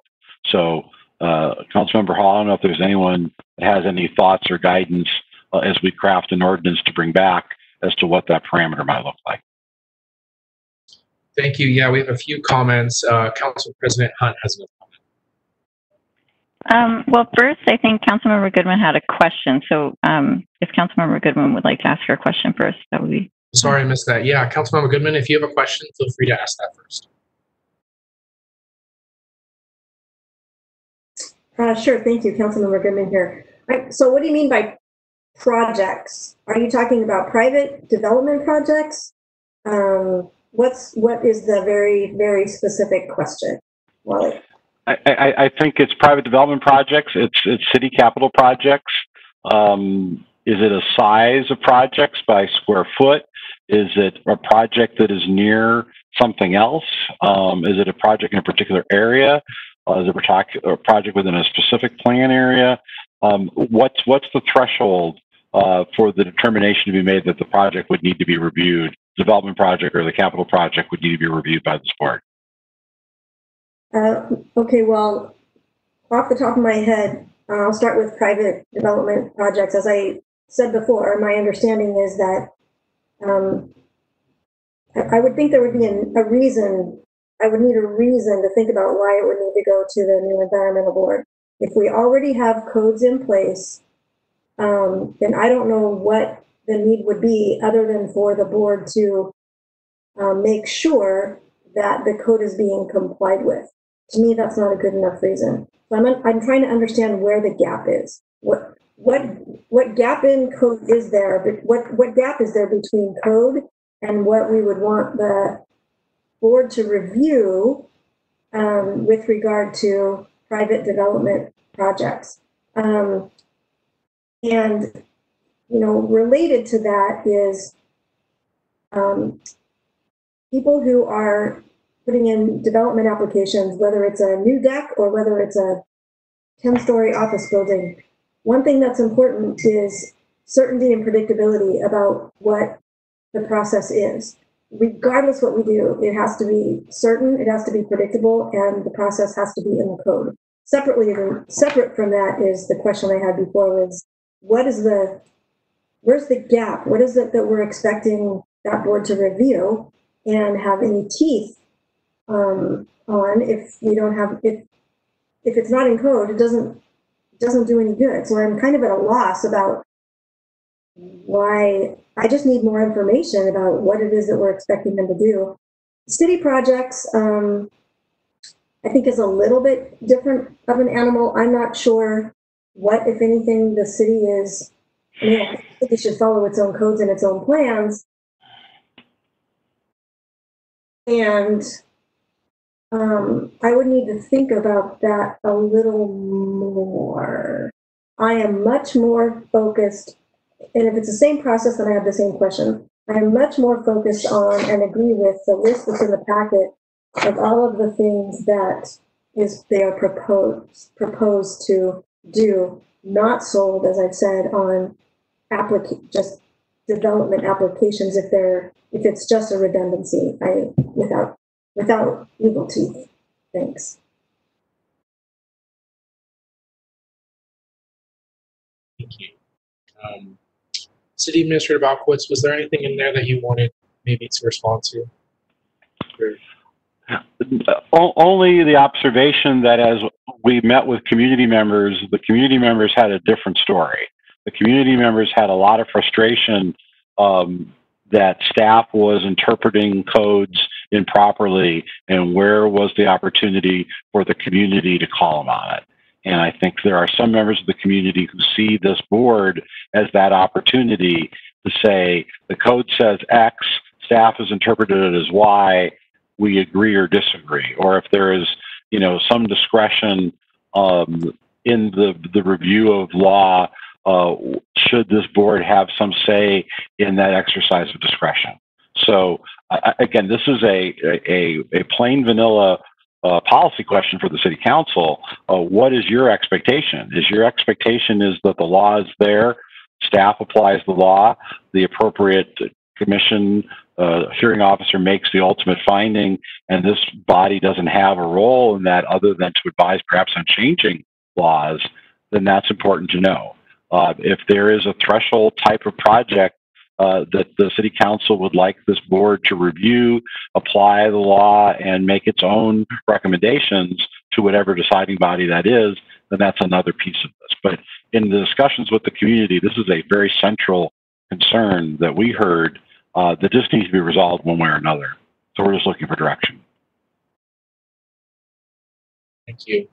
Councilmember Goodman, is your comment along the same lines as this line? Would you like to, go ahead. I just want to follow up that I hear the concerns and I understand the concerns. I don't disagree with the concerns. I just don't think that adding a board to check the work of staff is an adequate resolution. I don't think it makes sense. I think part of the problem is that we have codes that are not clear. And if part of the problem is misapplication of the code, even if the code is clear, then we have to fix that. I just simply fail to see how adding another layer of application review solves the underlying problem. What problem are we trying to solve? We have a code problem. Let's fix the code. If we have an interpretation problem, let's fix that. Thank you. Before I go on to the next comment, City Administrator Bobquist, I had a quick question. Something you had said, a question you posed for council was, kind of hypothetical question, should everything that goes through Development Commission go through this board? Can you give us a sense of really what, the scope of the work for Development Commission is, really how much work they deal with, how much staff time goes into it? I kind of want to get an idea of, what realistically would having everything hit the Environment Committee and Development Commission look like? Well, I think that's a difficult question to answer precisely, but I can deal with it in order of magnitude. In some respects, it is two completely separate reviews. And so the staff work involved, the work time required of the applicant to make a presentation, to provide information to multiple boards, it can be time consuming. But again, this is the larger policy question for the city council. I think that certainly I have heard from members of the community that they don't care, that this is important and it should be done and there should be that level of review. There are flavors in between that certainly can be accomplished as well, where it doesn't need to be the same kind of rigorous review, let's say at the Environment Board as it is at the Development Commission. There can be particular aspects of a project that are focused on, but then again, it's the volume. Is this 5 projects a month? Is it 2 projects a month? And the associated time and staffing that comes with all of that. So if the council is feeling, no, the existing policies and procedures are fine, but this board instead will focus on other not specific projects, but perhaps the laws that govern specific projects, then that's great. If the council says, yes, we generally believe that, but projects above a certain size and scope, which may be a handful a year, they would come to that. Or does the council, I think as one of the members of the council said, is this by referral? Is there a process that an individual council member can say, I see this project coming down the pike. I think it would be important for the Environment Board to weigh in, and then we create a procedure for that to occur and for the council to make a referral or some other process. So, there's lots of options before you. And I think the policy question for the council then is, what sounds right? And we just want to craft an ordinance that will succeed, that will give the councils what it wants, and I think make very clear to the community, because while there are members of the community who feel strongly about seeing lots of projects reviewed by this board, many of them just want some level of certainty. They just want some level of consistency. And so I think if we can just provide that, that's going to satisfy a lot of folks as well. Thank you. All right, technically Council President Hunt was next, but do you mind if we take Council Member Martz's comment first, since we haven't heard of it? All right, Council Member Martz, you're up. Thank you, Councilmember Hall. This is Councilmember Martz. Well, I simply could not possibly agree with Councilmember Goodman more on this subject. I think that the question is, what problem are you trying to fix? If we have a code problem, and we do, fix the codes. Another layer review in and of itself doesn't fix the fundamental problem. I think that, therefore, I would like to see this body have sort of a strategic aspirational charter rather than a regulatory one. If you do have to have a regulatory one, subtract regulatory review from other bodies so that the net sum is the same or less. Fix the codes. We already have an extremely challenging, frustrating, nerve-wracking review policy for private landowners and everybody trying to do things in the city. I think that we should do something to improve the city's environmental focus, but I think adding a regulatory body is probably not the way to go. Thank you. Thank you. And thank you for your patience, Council President Hunt. You're next. Thank you. This is Council President Hunt. When I was looking at what the Planning Policy Commission has been doing recently, so the latest meeting, I believe, was around the flood hazard areas. And I also was a former Planning Policy Commission member, as was Councilmember Walsh. And I think that those level of plans and sub-area plans, land use policy, that is more where I see we do have a need for a group to look at those from an environmental standpoint.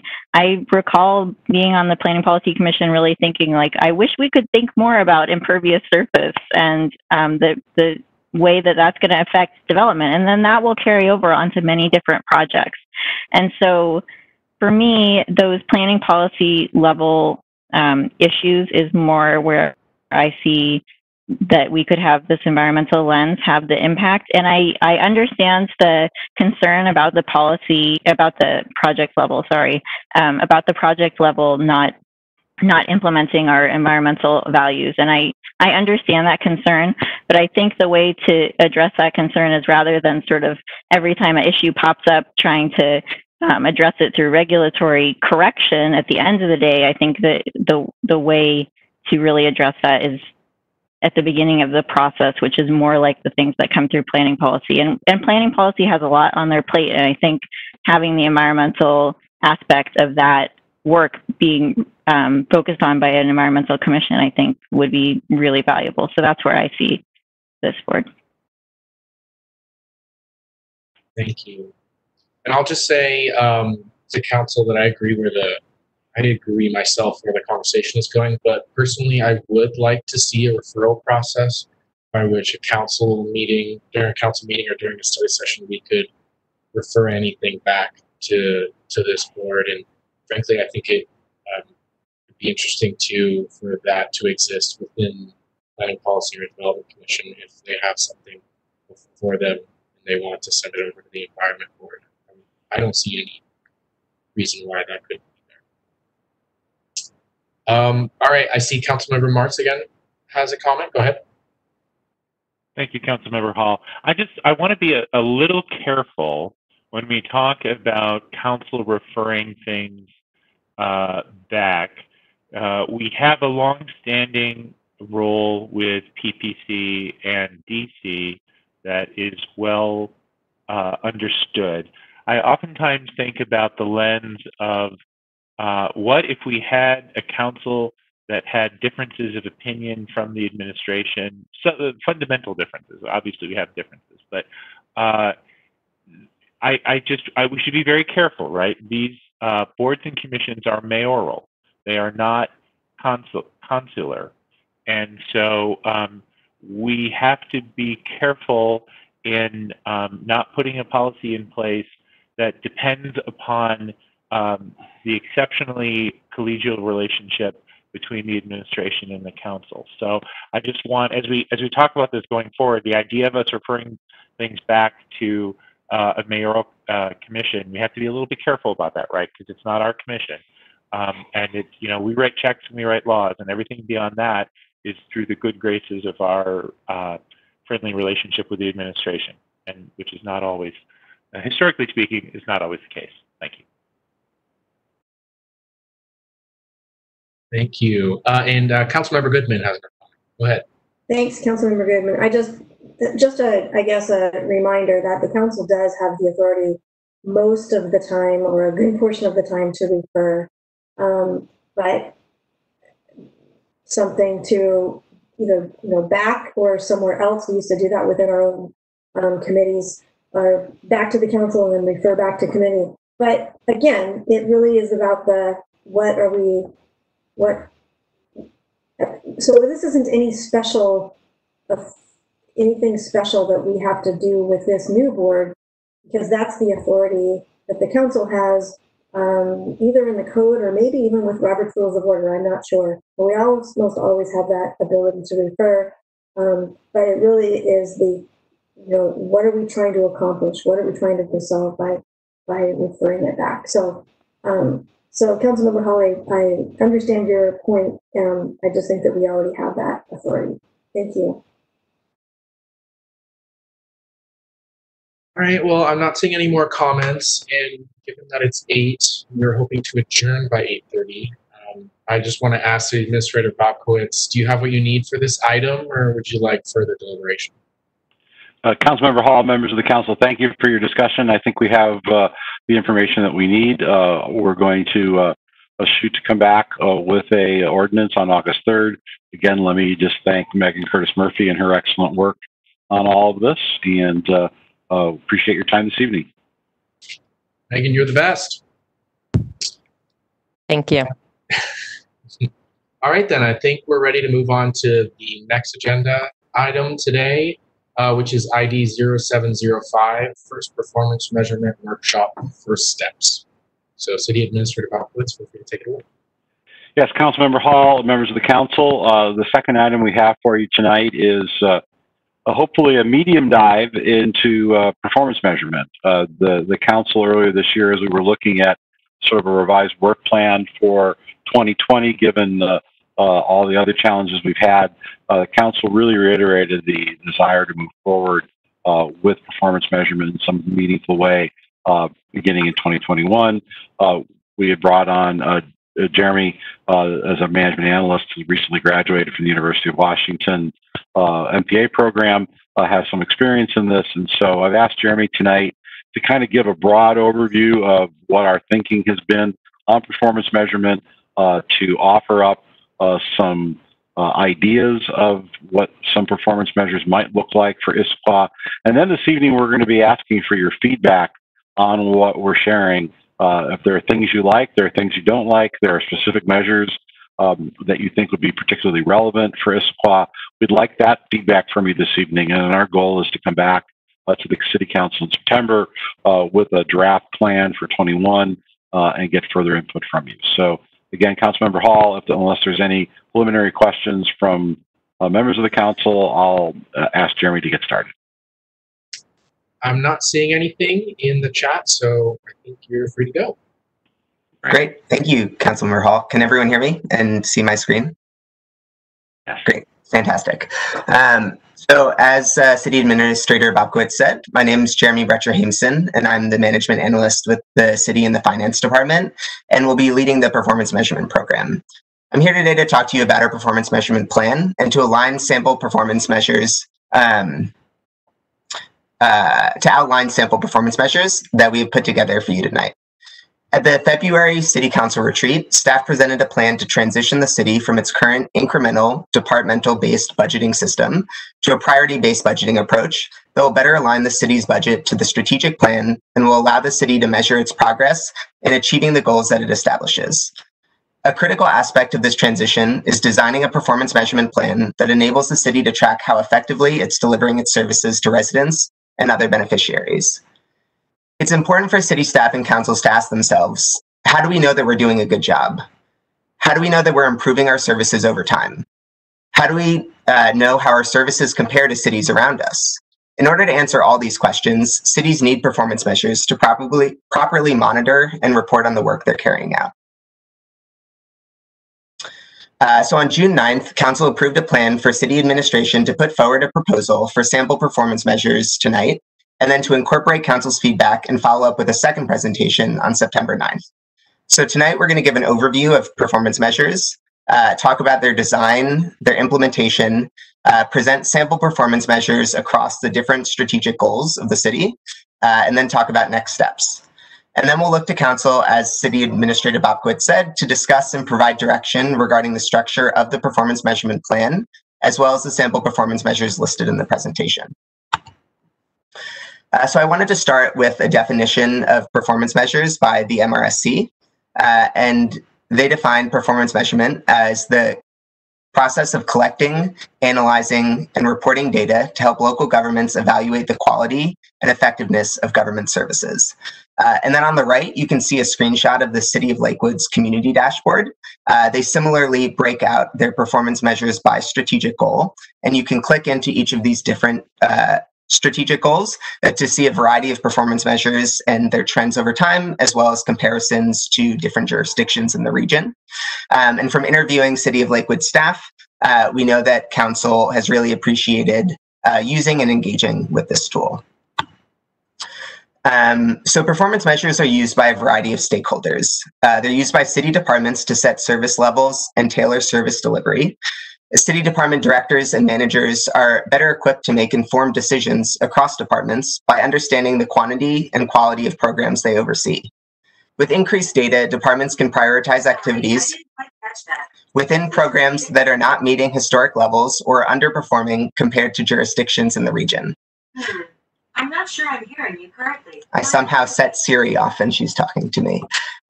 City Council to inform budgetary and policy decisions. So city councils are better able to set policy and the city budget with information on the effectiveness of programs. Through a holistic understanding of the outputs that city programs produce, such as number of residents served in a parks program or percentage of permit reviews that occur within 30 days, council will be better able to have more informed discussion around city services. And then lastly, city residents, business owners, and visitors to increase government transparency. Beneficiaries of city services have the right to understand not only where the city spends its money, but the effectiveness of city programs. Many jurisdictions in our region have included performance measures in their budget and/or an online dashboard to provide residents and other beneficiaries with the ability to gain a deeper understanding of the programs the city carries out, as well as residents' perceptions of city services. City residents, business owners, and visitors can then better engage with the city government through council meetings and community events, armed with better data of how effectively the city is providing services. Performance measures are typically... I'm going to interrupt you just real quick. We have a brief question from Councilmember DiMichele. Yeah, absolutely. Thank you. Thanks. I actually was waiting for Jeremy to finish his introduction, but giving input, would you like us to give, as you go through each section, give feedback and then perhaps comments overall? Is that how you'd like to proceed, or All right. Would you like to give the presentation and then hear comments from us? So I was going to pause after the introduction before getting into the specific performance measures that we're presenting to ask for questions, but I'm more than happy to answer a question if you have one now. No, I'll wait till you get done with your introduction. Thank you. Okay, sounds great. And Jeremy, we have one more quick process question from Councilmember Walsh. Yes. Thank you, Councilmember Walsh here. That was exactly what I was looking for, so we're good. Perfect. Carry on. So performance measures are typically split into 3 different categories, which I'll outline here, and then provide an example of different performance measures within each category. And this example would be for street maintenance. So a program output is designed for activities that city programs directly affect. So you can think of this as levers that the city can directly pull to affect immediately. So the example here is number of potholes filled within 48 hours notice. Then next, there's city outcomes, which are designed to monitor how programs affect the community on a slightly wider basis than program outputs. So the example here is average street measure on pavement condition index annually. So the number of potholes filled affects the pavement condition index. So this is a slightly wider view of street maintenance. And then lastly, we have quality of life indicators, which are captured during the community survey or other surveys of community members to highlight the perception of residents or business owners or visitors of the city. And so the example here is percentage of residents surveyed who rate street quality as satisfactory or better. And then data to inform these different categories come from different places. So for program outputs, these will typically be department generated data that the city already has and collects. For city outcomes, there'll be a combination of department generated data as well as regional or national collected data, such as census data, American Community Survey data, or county or research institution generated data. And then lastly, for quality of life indicators, it'll be a combination of community and business surveys. And this is also an opportunity to build on the data that we already collect to think through what other survey questions or surveys may be useful to inform quality of life indicators of the data that we have. And then lastly, before jumping into specific performance measures, just wanted to give an overview of the different jurisdictions in the region that we either interviewed staff from who are in charge of performance measurement programs or reviewed their budget documents or dashboards where they have or house their performance measures. And then also wanted to give an idea of scale of both strategic goals and performance measures that other jurisdictions have. So the majority of these jurisdictions have strategic goals in the range of 5 to 7, with Kirkland as the outlier. And then performance measures, 3 of the 5 have performance measures between 40 and 60 in that range. And then Renton and Redmond have far higher in their budget documents at the 200 range, though a lot of these are overlapping So for example, they'll look at potholes filled within 48 hours and potholes filled within 72 hours, and these would be counted as multiple performance measures. And as you know, we have 6 strategic goals, and today are presenting 118 performance measures, but this is not to be thought of as a final list. And it's also important to acknowledge that many jurisdictions have a city list that's presented publicly in the budget document or a dashboard, but a longer list for departments to manage and inform decisions. So I can stop there for any questions before going into the different strategic goals and performance measures. Awesome. Thank you very much, Jeremy. Councilmember DeMichelle has a question. Thank you so much. This is Councilmember DeMichelle. Jeremy, I have a general angst on the survey of quality of life, and I think that the example that you gave is just a perfect example. So could you go back to that slide? Thank you. So we survey the residents who rate street quality, and let's just say that you're living in the Highlands and you rate the street quality as really high, but you have a group of people living in South Cove, and I know that's not the right term anymore. What is that? Southeast South Lake Savannah. Yes, thank you. Who say, gosh darn it, the street quality here is really poor. And so how do we, and that could apply to many different examples throughout different parts of this, but how do we differentiate between feedback we receive from different neighbors, neighborhoods, different subsets, again, breaking out for other factors such as income and those kinds of things. So how do we conduct a survey that really gives us feedback so we understand really how people feel about the quality of life on that particular standard? Yeah, I think that's a great question. I don't know too many details about the community survey that we've carried out, I think, biannually in the past.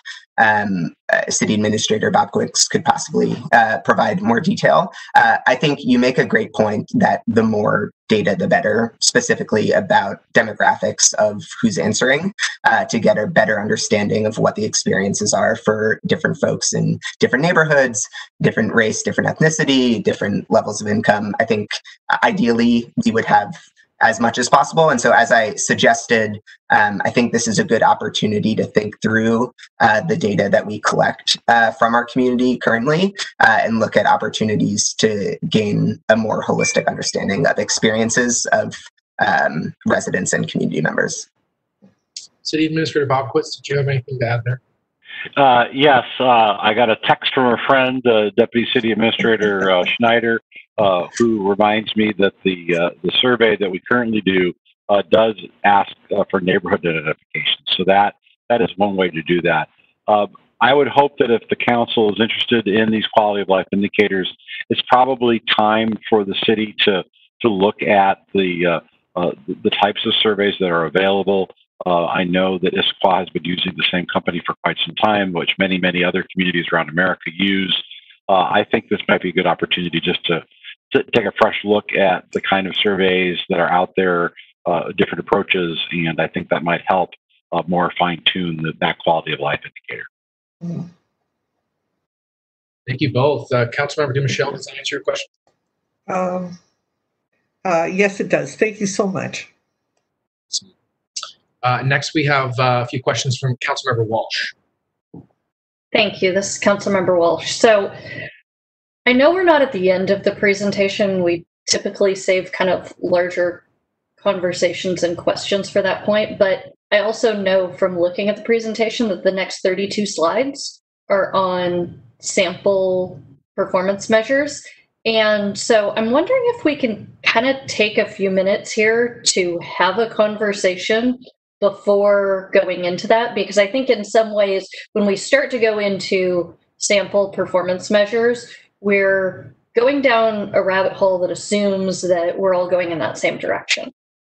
And so my pause point at this point is this concept of the this logic model that you've created is focused on outcomes. And so I'm trying to think about this budget concept. My recollection of our retreat was that we agreed that we wanted to create a budget based on community priorities that aligned with our strategic goals. But I'm not sure that we took the jump to say, we want a budget by outcomes. And so I'm wondering if you can talk about the difference between budgeting by priorities and budgeting by outcomes. And I don't know, maybe get a little bit of council feedback on that concept, if that's okay. And then I've got some other thoughts here. Yeah.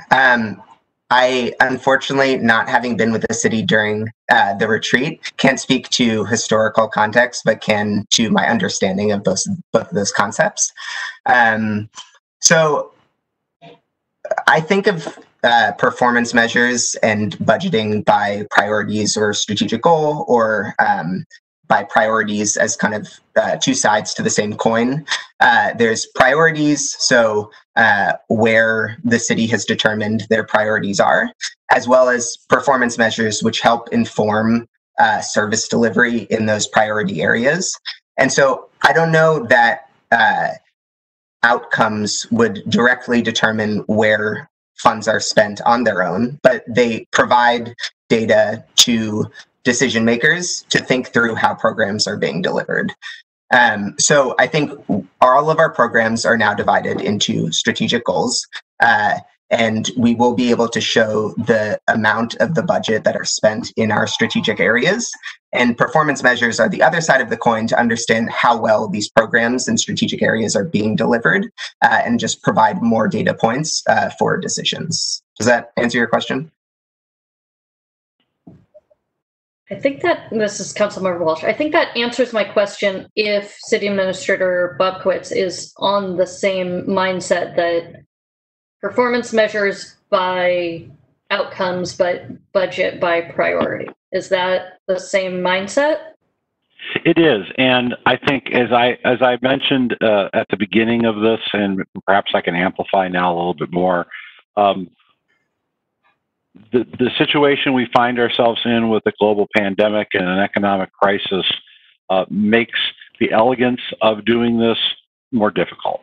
And I think that we were thinking earlier this year to put off the entire exercise and start afresh next year. And the feedback we got from the council was that that was not the direction you wanted to go in. And so I think what you're hearing is really building blocks, is that these performance measures can be building blocks to help us with budgeting in the future.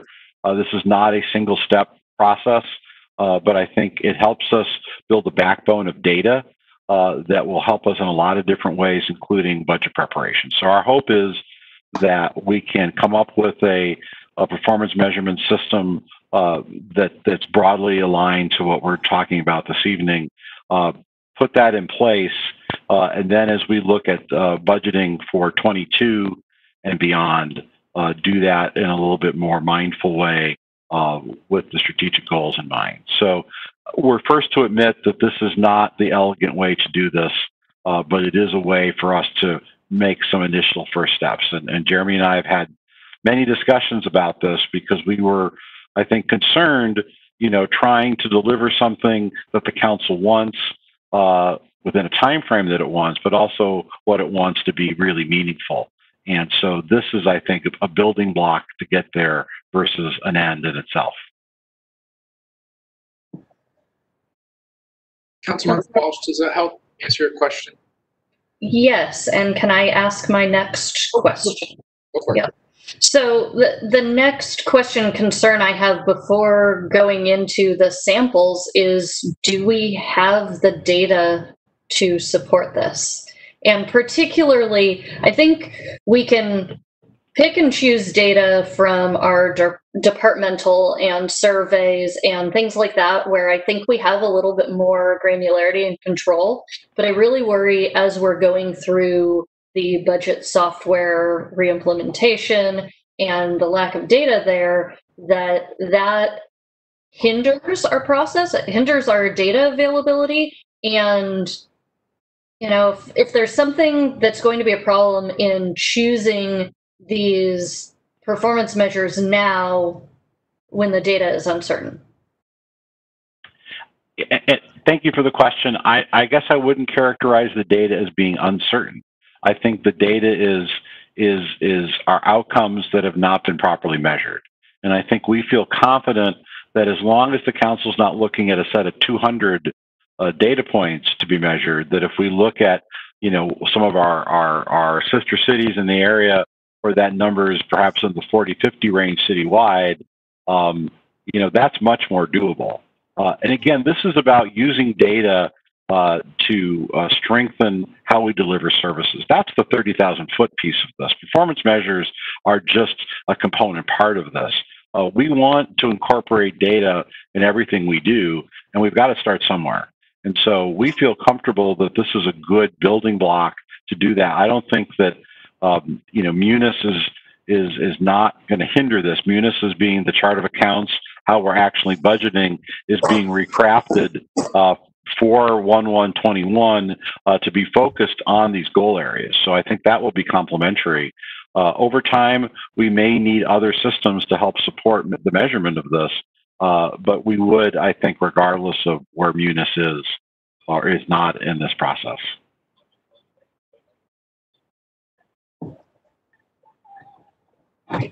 Councilmember Walsh, does that help answer some of your questions? And do you feel comfortable moving forward now in the presentation, or did you still want to kind of stop and have a conversation amongst council? No, this is Councilmember Walsh. I'm feeling much better about this, and so I'm ready to move on. Fantastic. I'm not seeing any other questions in the chat, Jeremy, so I think you're free to keep chugging along. Great. Thank you, Councilmember Hall. So now we're going to move forward with describing the sample performance measures for each of the 6 strategic goals. I'm going to read the first 2 or 3 performance measures for each section of each strategic goal, and then we'll have time at the end to discuss any specific performance measures of interest afterwards, instead of reading all 118 out to you. As was indicated, there are 32 slides of performance measures, so I'll read the first 2, and then we can come back to any that people have looked at before or while viewing the screen are interested in. So the first strategic goal is mobility, and again, for these come straight from the strategic plan, and I'll read the goal. I won't read the objectives, but they're there for you as well. So for mobility, the goal is getting around town is easier for people who live, work, and play in Issaquah. So for each of the strategic goals, I'll also have a sample logic model describing one performance measure that are linked between the 3 levels of performance measures. So we have percentage completion of identified bike, pedestrian, and vehicle gaps, which could impact the travel time by mode of transportation, which could impact the percentage of residents surveyed that rated overall ease of travel as positive. So for program outputs, we have the first 2 are sidewalk miles per capita and cost per square foot for street repairs.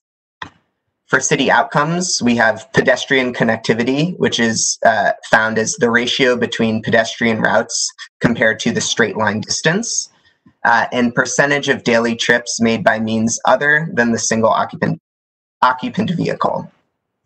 And for quality of life indicators, we have percentage of residents surveyed that rated overall ease of travel as positive, as well as percentage of residents surveyed that rated traffic flow as positive. For growth and development, we have growth is proactively managed, planned, and communicated in a responsible way that retains our strong sense of community and livability. Here we have a program output of average building plan reviews annually, which could impact the commercial vacancy rate, which could impact percentage of residents surveyed that rate new development in Issaquah positively. For program outputs, we have average building plan reviews annually and total planning permits applied for, both in person or online. For city outcomes, we have development services cost recovery rate and jobs to housing ratio in the city. Then we have quality of life indicators of percentage of residents that rate the city's housing and affordable housing supply as positive, or percentage of residents very satisfied or satisfied with the overall sense of connection to the community. Hey, Jeremy, I apologize for interrupting. Would you like to take questions and comments in between each strategy goal area or all at the end? I think in between each strategy goal area sounds good. So I'm happy to move back to mobility, as I have not been keeping an eye on the chat box, and I see there's a question. No worries. That's my job. Yeah, all right. So yeah, Councilmember DiMichele has some comments on the mobility goal section. Great. I believe you're on mute.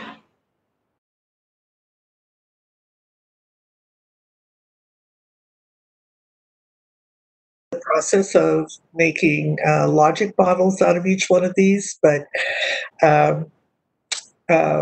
one thing I'd like to see is if we can measure the percentage of transit-dependent populations, and I would define that as elderly, people who no longer have driver's licenses, people with disabilities, people too disadvantaged to own a car, and those who choose not to own a car, who are able to access transit. And I think that would give us a good indication of how well we are serving our transit-dependent population. And that's one. And Jeremy, I don't know if you would prefer to have a conversation with me about those, or if you just want me to list the things I would like to see added. I'm happy to do either. I think one good way at the end after this presentation, if everyone wants to email me ideas that they have, I'm happy to include them. I'm also happy to have a conversation if you think that would be helpful. Yeah, and I can email these to you too. So another one I'd like is percentage of residents who are telecommuting from home. And, you know, there's a lot of overlap in some of these. There are different places where these could be placed in different sections. So I just listed these as related to mobility. Telecommuting could also be part of, you know, economic vitality. So, but I'd like to know this because it will probably very strongly impact our ability to develop our transit routes as we go back into recovery. And then the last one, number of van pool and rideshare programs that are available to local workers. Again, how are we doing in our transit demand management work? And how is that translating into our local companies and businesses providing their employees with van pool and rideshare programs? I'd like to keep track of that as a performance measure. Those are the things that I had under mobility. Those all sound great. Thanks. And I similarly had an experience of having trouble with a fair amount of performance measures, of fitting them into specific strategic areas, because I think there is a lot of overlap. Were there any other questions about mobility? I know we already rushed through a second one as well, I guess, for growth and development or mobility. Yeah, Jeremy, we have one quick process question from Councilmember Ray. I'm trying to understand what we're doing here. Are these examples, or do you want us to share, as Councilmember DiMichele just did, what our thinking is? Because if we do that, we're going to be here for hours. So I want to be respectful of everybody's time about how best do we get the information to you that you need. Because if we're going to go through each slide and drain it and then provide additional feedback, it's going to be a really long night. So what would work best for you, Jeremy? Yeah, I appreciate that comment. I think, as I mentioned before, emailing all of your suggestions to me would be a great way to include them in. I think there's also probably opportunities to benefit from some sort of discussion around some of these measures that folks think could be tweaked or changed. So as this is my first council meeting presenting, maybe I'll hand that question over to City Administrator Bobkowitz to see what he thinks. Perfect. Yeah, City Administrator Bobkowitz, would you mind providing a little clarity about how exactly we can best provide feedback to you today?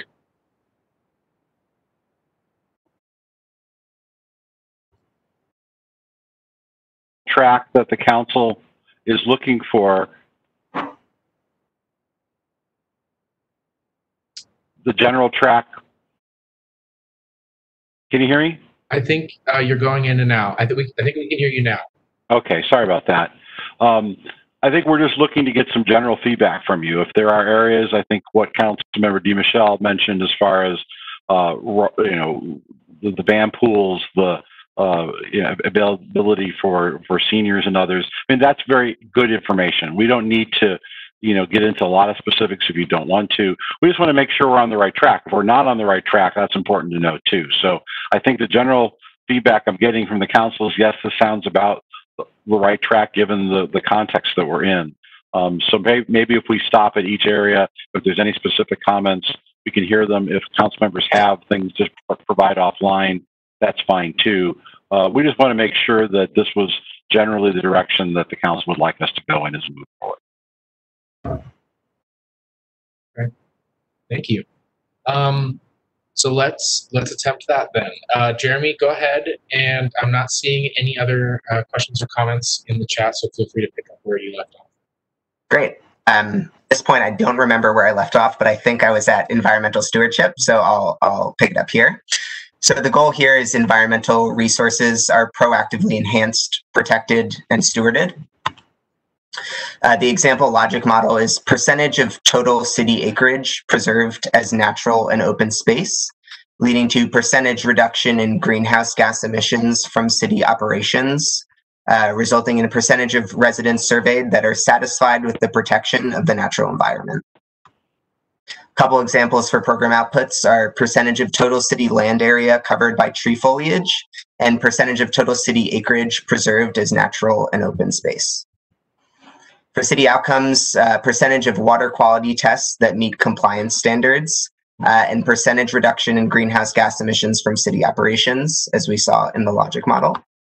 And then for quality of life indicators, percentage of residents surveyed that are satisfied with the protection of the natural environment, and percentage of residents satisfied with maintenance of parks, trails, and green space.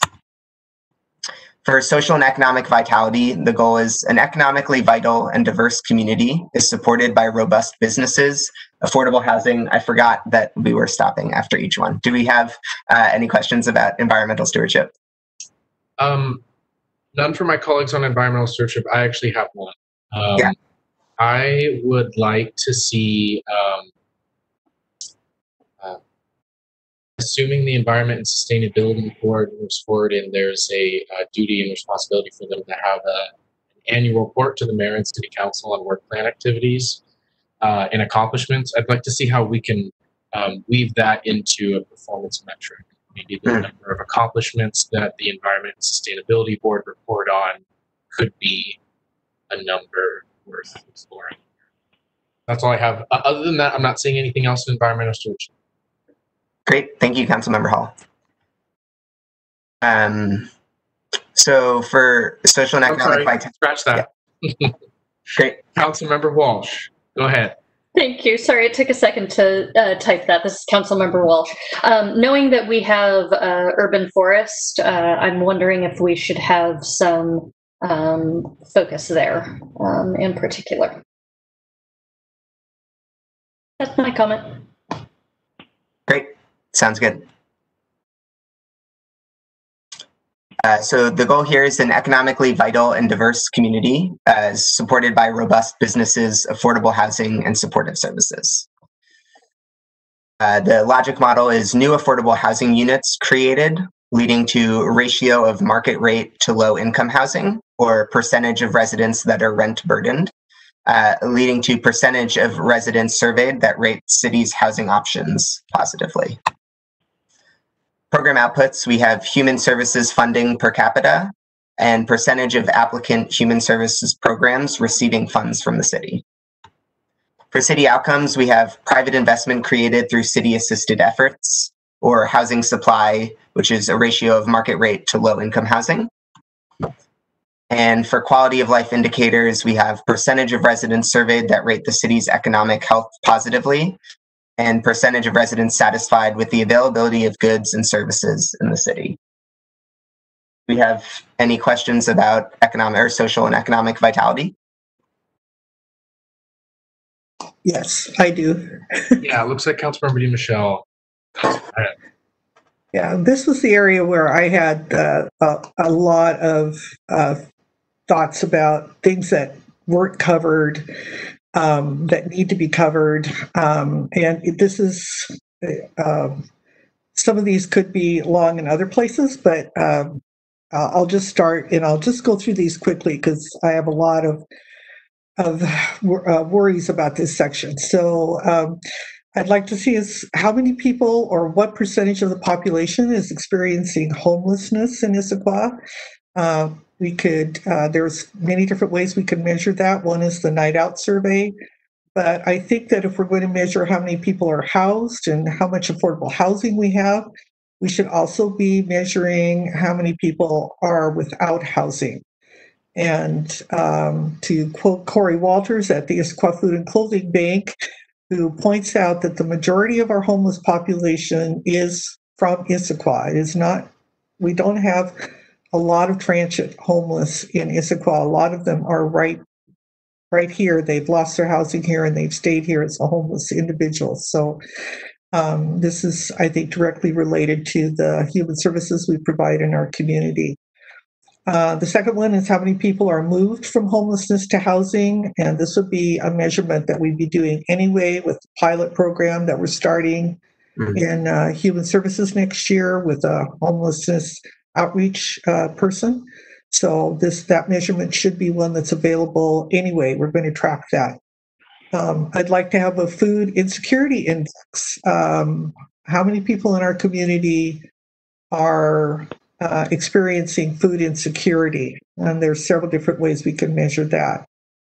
And then, and these are tough ones, but I still would be very interested, how many drug overdoses and drug-related deaths occur in Issaquah or happen in our population? And what are the availability of mental health services? And one way to measure that would be, what is the average wait time to see a counselor in our community? So this is also where I had a lot of issues with just surveying, because our surveys, when we survey, I'm going to guess that most of the people who we survey are housed. Most of them are probably food secure. And so this is where I think if we're going to survey, we have got to target our survey to the people who are experiencing some of the crises in our community. They are our residents, they are our people, and we need to hear their voices too in how we're performing. So I would like to see us really work on how we're going to survey and find out how these people think we're performing. So those were some of my real concerns about this section of the performance measurements. Thank you, Councilmember DiMichele. Actually, just jumping off of what Councilmember DiMichele said about food insecurity, I think there's probably a really good opportunity to partner with the school district to figure out, who's this would again be for housed families, so there's certainly that bias on it. But kiddos who are on free or reduced lunch within the Issaquah School District who reside within the Issaquah boundaries, that would probably be a good way to go about doing that. And I see that we have a process comment from Councilmember Ray. Go ahead. I appreciate the conversation, and I think we are bringing up some really interesting policy questions. But this topic of discussion tonight is really about the performance measures. And so if we're going to go off onto these long things about policy questions that are not resolved by the council, we're going to be sending the administration down a lot of little rabbit holes, running down performance measures. Can we? Let me say this differently. I would appreciate if we would kind of elevate our thinking and stay at a higher level and leave the policy decisions and questions to when we're deliberating policy questions.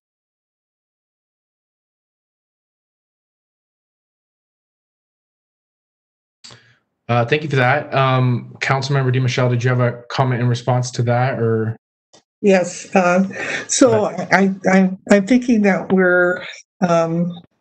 I am talking about performance measurements. We are either we have a human services department. We have committed to providing outreach to homeless people in our community. We support the Issaquah Food and Clothing Bank through grants, through our Human Services Commission. All of these areas are supported. The city supports Influence Choice, which is a drug prevention. All of these are part of what we do. And if we're not, we should be measuring them just like we measure every other output from the city. So I don't think these are policy questions at all. I think these are, how do we measure, is the money that we're spending in the human services realm making a difference? Is it making a difference? And that's what we're looking at for every other part of our city. So I think that they should be included in the performance measures that we are taking under this social and economic vitality arena. So I don't think that we're at all discussing policy here. We're discussing how do we measure whether or not we're making a difference. And in this section, nothing was put in there about how to measure human services. Thank you. Councilmember Ray has a question for City Administrator Bobkowitz. I assume it's the same as mine, but feel free to jump in, Deputy Councilmember. Councilmember Hall, please go ahead. I was going to ask City Administrator Bobkowitz if so far how we've been providing direction to staff has been helpful, or if we're getting, in your opinion, too in the weeds at this moment in time. Thank you, Councilmember Hall. You know, it's an interesting conversation, and I think it really speaks to the process here. It's what do you want to measure, what value is that, and what input and data does that provide to help the City Council with future programmatic and budget decisions.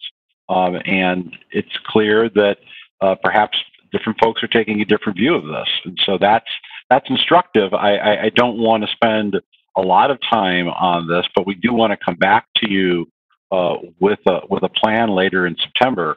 And so it's helpful to get a sense of direction from what the council would find useful and meaningful. I mean, some communities use these larger societal program measures, program outcomes to measure, because if they see that there is issues there, then they may have budgetary decisions that they want to steer. And so that's a policy question then for the council. So I don't know, Councilmember Hall, that there's a right or wrong to this. I want to be mindful of the time. It's about 10 till 9. I think we're a little bit over time for this session.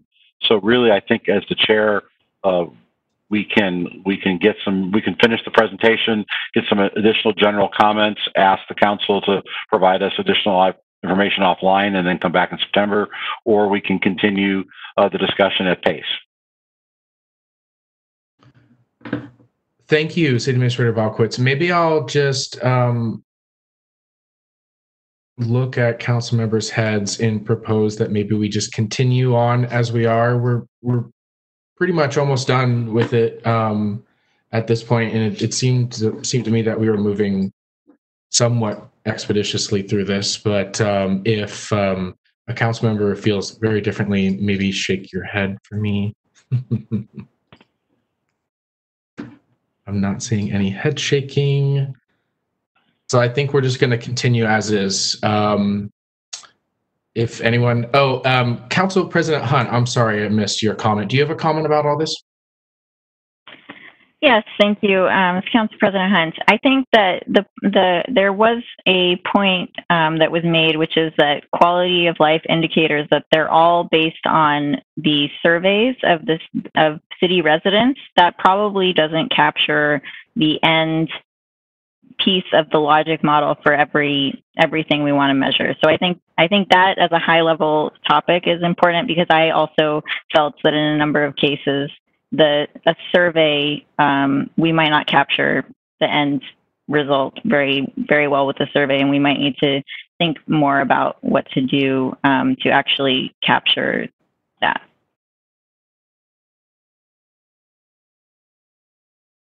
All right. I would suggest that we continue on. I'm not seeing any comments to the contrary. So, Jeremy, I think feel free to go ahead. Great. Thank you, Councilmember Hall. Just to add one thing to one of Councilmember DiMichelle's points for the community survey. Again, I can't speak to the one that we've carried out in the past, but I too think it's very, very important to have a survey that is representative of all community members, and think that I would hope the firm that we contract would think through critically of how to have a statistically representative sample, including more marginalized groups within the community. I think had completed the social and economic vitality performance measures, so I'll move on to the city leadership and services. But if there are any other questions on that category, happy to go back. So the goal here is leadership and accountability is provided in the delivery of public services for our growing and diversifying community. And the logic model here is the number of community outreach events to gather community feedback, leading to percentage of community members engaged with the city through face-to-face meetings, online platforms, and social media, leading to percentage of residents surveyed that rate opportunities to participate in community matters positively. Two examples of program outputs are average days to complete public record requests and number of languages that city outreach documents are provided. City outcomes of percentage of community members engaged with the city by various type of engagement, and number of people served through recreation activities and rentals. And quality of life indicators of percentage of community members responding they feel the city is listening and responding positively to their feedback, and percentage of residents surveyed that rate opportunities to participate in community matters positively. Do we have any questions on that strategic goal? I'm not seeing any at this point, Jeremy, so I think go ahead. Great. I'll continue with the last strategic goal, which is infrastructure. And the goal here is an infrastructure system that is planned, designed, built, and maintained well, supports current and future community needs. The logic model here is number of drainage structures cleaned annually, leading to number of sewer overflows, leading to percentage of residents surveyed that rate public infrastructure positively. Couple examples of program outputs include potholes filled per year and number of site development permits granted. For city outcomes, number of water main breaks and number of sewer overflows. And quality of life indicators of percentage of residents surveyed that rate public infrastructure positively and percentage of residents surveyed that rate sewer services positively. That's it for the 118 performance measures. The next slide is next steps, but I'll stop there if there are any questions about infrastructure or any of the specific performance measures before handing it over to City Administrator Bobkowitz. I think City Administrator Bobkowitz would like to make a quick comment now. So feel free to do that. I'm not seeing anyone else lined up for comment at this time. Great. Thank you, Councilmember Hall, members of the council. I realize that this is a lot of information. We want to get a sense if this is meaningful. And I guess perhaps Councilmember Hall, I would ask that question of the group. Is this a meaningful process if we were to come back to you with a subset of these for each of the performance measures, take some of the broader comments? Would that work product then be helpful to the council as we then measure these things starting at the end of 20, have that information for you through 21, and then as I think we revisit the budget for 22 and beyond. I have to speak to the elephant in the room, and that is that we're in the midst of a global pandemic and a global economic crisis. And so this is not the very best time to be talking about how to do this. I think we can gather data. I think we can start with some good building blocks, really start to pivot ourselves to use data more and how we deliver services. But I also want to not waste the council's time, and I want this to be as meaningful as possible. So, Councilmember Hall, any feedback, final feedback from the council on those matters would be helpful as we wrap up this item tonight. Thank you, City Administrator Bobkowitz. I think that poses it well to the group. I'm seeing comments come through now. Let's start with Councilmember DiMichele. Thank you, Councilmember DiMichele here. You might be able to tell that I'm passionate about performance measurements. And I did go through it with a fine-tooth comb, and I will be sending Jeremy my long list of suggestions.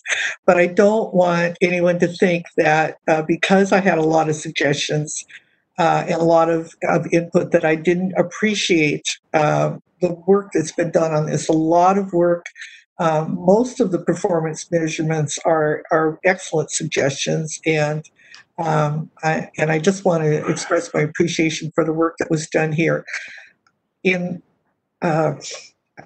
to me, this is part of the meat of what a council needs to do. How are we spending our money? Is it making a difference? Are we doing it effectively and efficiently? And I just think this is a wonderful first step. Even if we're in the midst of a global pandemic, this is going to take our city just so far forward in telling our citizens how we're doing, how we're using their money, and how we're making a difference for them, hopefully a positive difference for them and their lives. So I really commend the administration for bringing this forward and moving forward on this when we have so many other things on our plate. So thank you, and just a lot of appreciation for this discussion. Thank you. Thank you, Councilmember DiMichele. Next up is Council President Hunt. Thank you. This is Council President Hunt. I really appreciate the shift or pivot to using data, collecting the data, and then using it. I think that will be really helpful for us. I think it's the right direction. So at a really high level, I appreciate that approach, and I appreciate that we're shifting to that more. And I think this does represent a shift. So I generally am appreciative and supportive of that. Where I think it falls apart a little bit for me is that everything that was presented, the final outcome is based on the community survey, only because I think there are a lot of things that probably we could better capture the impact in a different way than a community-wide survey. So we might need to focus a little bit more depending on what we're actually measuring. The example of individuals experiencing homelessness and them likely not participating in the community surveys. So I think that was probably a good example. If we want to measure our success in that area, we would need to use something other than a community-wide survey. We would need to be more strategic in how we evaluate. I also think, there is a lot of information presented here. What would be helpful for me is to understand how we think, lots of different levers that we could pull as a city could influence different city outcomes that then feed into the community metric. And so I think having an example that's more complete in one area. So maybe we think that these city levers affect this group because there's lots of different interconnections here. So these levers impact these city outcomes, impact these perceptions of things.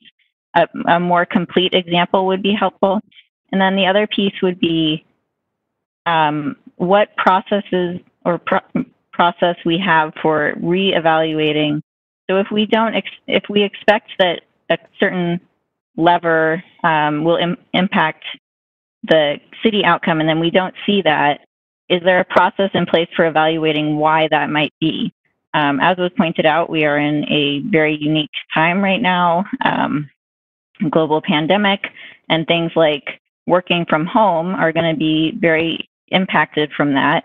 Many things are, but that's one example. And so is there a process for evaluating why things might not be working the way we expect with the performance measure logic model? Thanks. Thank you, Council President Hunt. Next up to speak is Councilmember Martz, followed by Deputy Council President Ray. Councilmember Martz. Thank you, Councilmember Hall. This is Councilmember Martz. Somebody once said there's no good time to start doing metrics. Oh, wait, that was me. I said that. So I want to applaud the city for continuing to work on this subject during a difficult time. Let's just get going. We can tweak it later. We're starting with low-cost metrics because we don't have a lot of money and we don't have a lot of time. So let's get in the habit of measuring our performance and then doing what engineers call closing the loop, taking that data and using it to drive our decisions. We will get better data over time. We will get better decisions over time. So for 10 years, I have had to hang my head in shame when our neighbors to the north, Redmond, would talk to me about all the wonderful metrics they use to measure their city. Now, perhaps I can start to hold my head up, but the The next phase will be to adopt something else that they do, which is they have city council metrics, and they give themselves an annual scorecard on their performance. So what's good for the goose is good for the gander. And as we move further into this, I hope that the fine lens of data-driven decisions get applied to the messy sausage-making process of politics. Thank you. Thank you very much. And if I could just ask, Jeremy, if you could take down the presentation, I think that would be helpful now. Next up is Deputy Council President Ray, followed by Councilmember Walsh.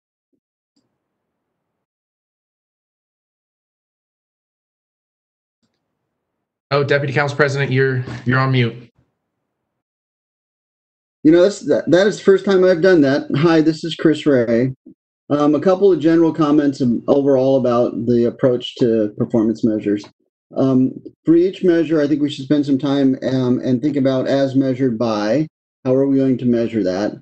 In my opinion, and it's only my opinion, we have too many measures just because of the cost of measuring. I mean, I'm a big fan of measuring what we do, and I am completely aligned with Councilmember Martz on the importance of measurements, but I think we have to balance the number of measures we have by the cost of the measure and the fidelity of the information we are creating. So if we're just doing measures to do measures, then that doesn't help us much. We need to do high fidelity measures. And I would recommend that we try to limit our measures to 1 or 2 per objective that we've identified, so that we can really focus on something that is most important, because I don't want us to dilute it.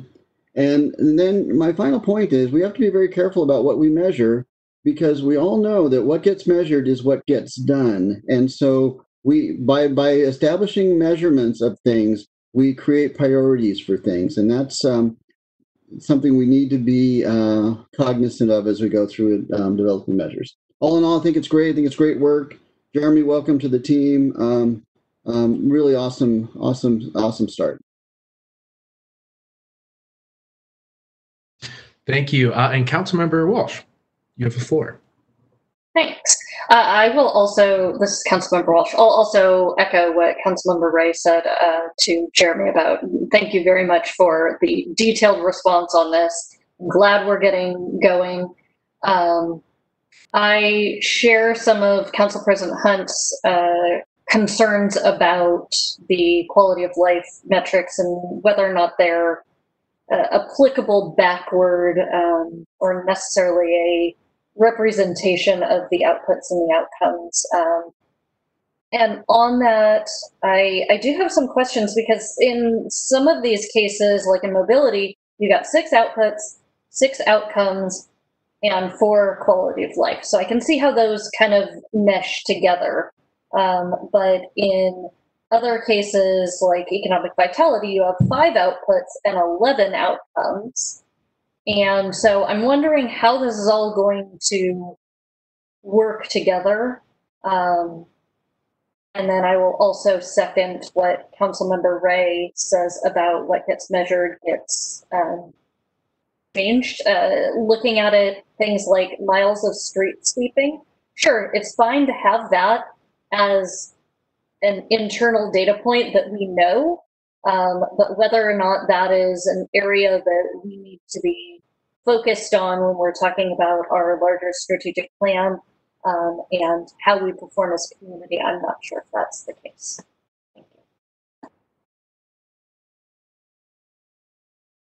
Thank you, Councilmember Walsh. Was there anything in there that a direct question that you wanted answered tonight, or more just to think about moving forward? Okay. Councilmember Goodman, you're up. Thank you, Councilmember Goodman here. I agree with many of the comments. I agree with Council Members Martz and Ray that we need to get going and get not bogged down on perfect metrics right now. As I was reading through this in preparation, I was a little bit confused by, or not convinced, that some of the measurements help us determine whether we have made progress on the specific objectives and the goal. And maybe that's because our goals and objectives could be a little differently worded based on the objectives based on the performance measures I see and looking at other cities, including Redmond, about what they have for their goals and objectives. So I may have some further comments as well to send along. I'm still thinking about it a little bit, but I also thank Jeremy for all of your hard work. This is not an easy task, and also welcome aboard. Thanks. Thank you. Jeremy, I'll also echo some other council members. Yes, welcome aboard. Thanks so much for the detailed presentation, and hopefully this conversation has been helpful. I'm not seeing any other comments in the chat right now. I agree with a lot of what's been said. Actually, all that's been said by my colleagues on the council. One thing I would be interested to see is where we might see tension points between these performance metrics, even in different areas. To me, that seems like then we have a policy discussion ahead of us if one area is more important than another. For example, if we have a hypothetical performance metric of how many development applications are we churning out, that might be in conflict with any environmental priorities we have. So I would be interested where those exist and how council can then deliberate on those in particular. Otherwise, I don't think we need to get super into the nitty gritty, but yeah. Any other comments from the group? City Administrator Bobkowitz and Jeremy, do you have what you need in terms of guidance from us, or is there anything in particular you'd like to suss out? Council member Hall, members of the council, thank you. This was a little bit of a messy discussion, and that's great. We want to get your thoughts and feelings about what this is all about. Appreciate your willingness to kind of muddle through at least a portion of this with us. You know, it's all about data. It's about being able to measure what we do. It's being able to show you, the governing body, is to be able to show the community how the resources we have are being spent and what kind of outcomes we get. That's the bottom line to this. And I think there's a lot of different ways we can come at it. Really appreciate your candid thoughts and comments this evening. I think we have what we need. We'll work over the next month or so on this and come back to you at the first part of September with a plan for additional comment and review. Thank you. Thank you. And I just want to say I completely agree. It was a messy discussion, but I thoroughly enjoyed it. I think it's fascinating, and I'm really looking forward to our next touch and seeing what you and Jeremy are able to do with it. So if that's and I look forward to meeting Jeremy someday. So me too, Wally. Well, if that's that, I think the next item on our agenda is adjournment. I don't think I'll have to bang a gavel or anything. If City Clerk could tell me if there's anything else I need to do to adjourn the meeting. No, if you could just state the adjournment time, that's helpful. Fantastic. Well, then we'll move on to adjournment, and I'll adjourn today's meeting at 9:13 p.m.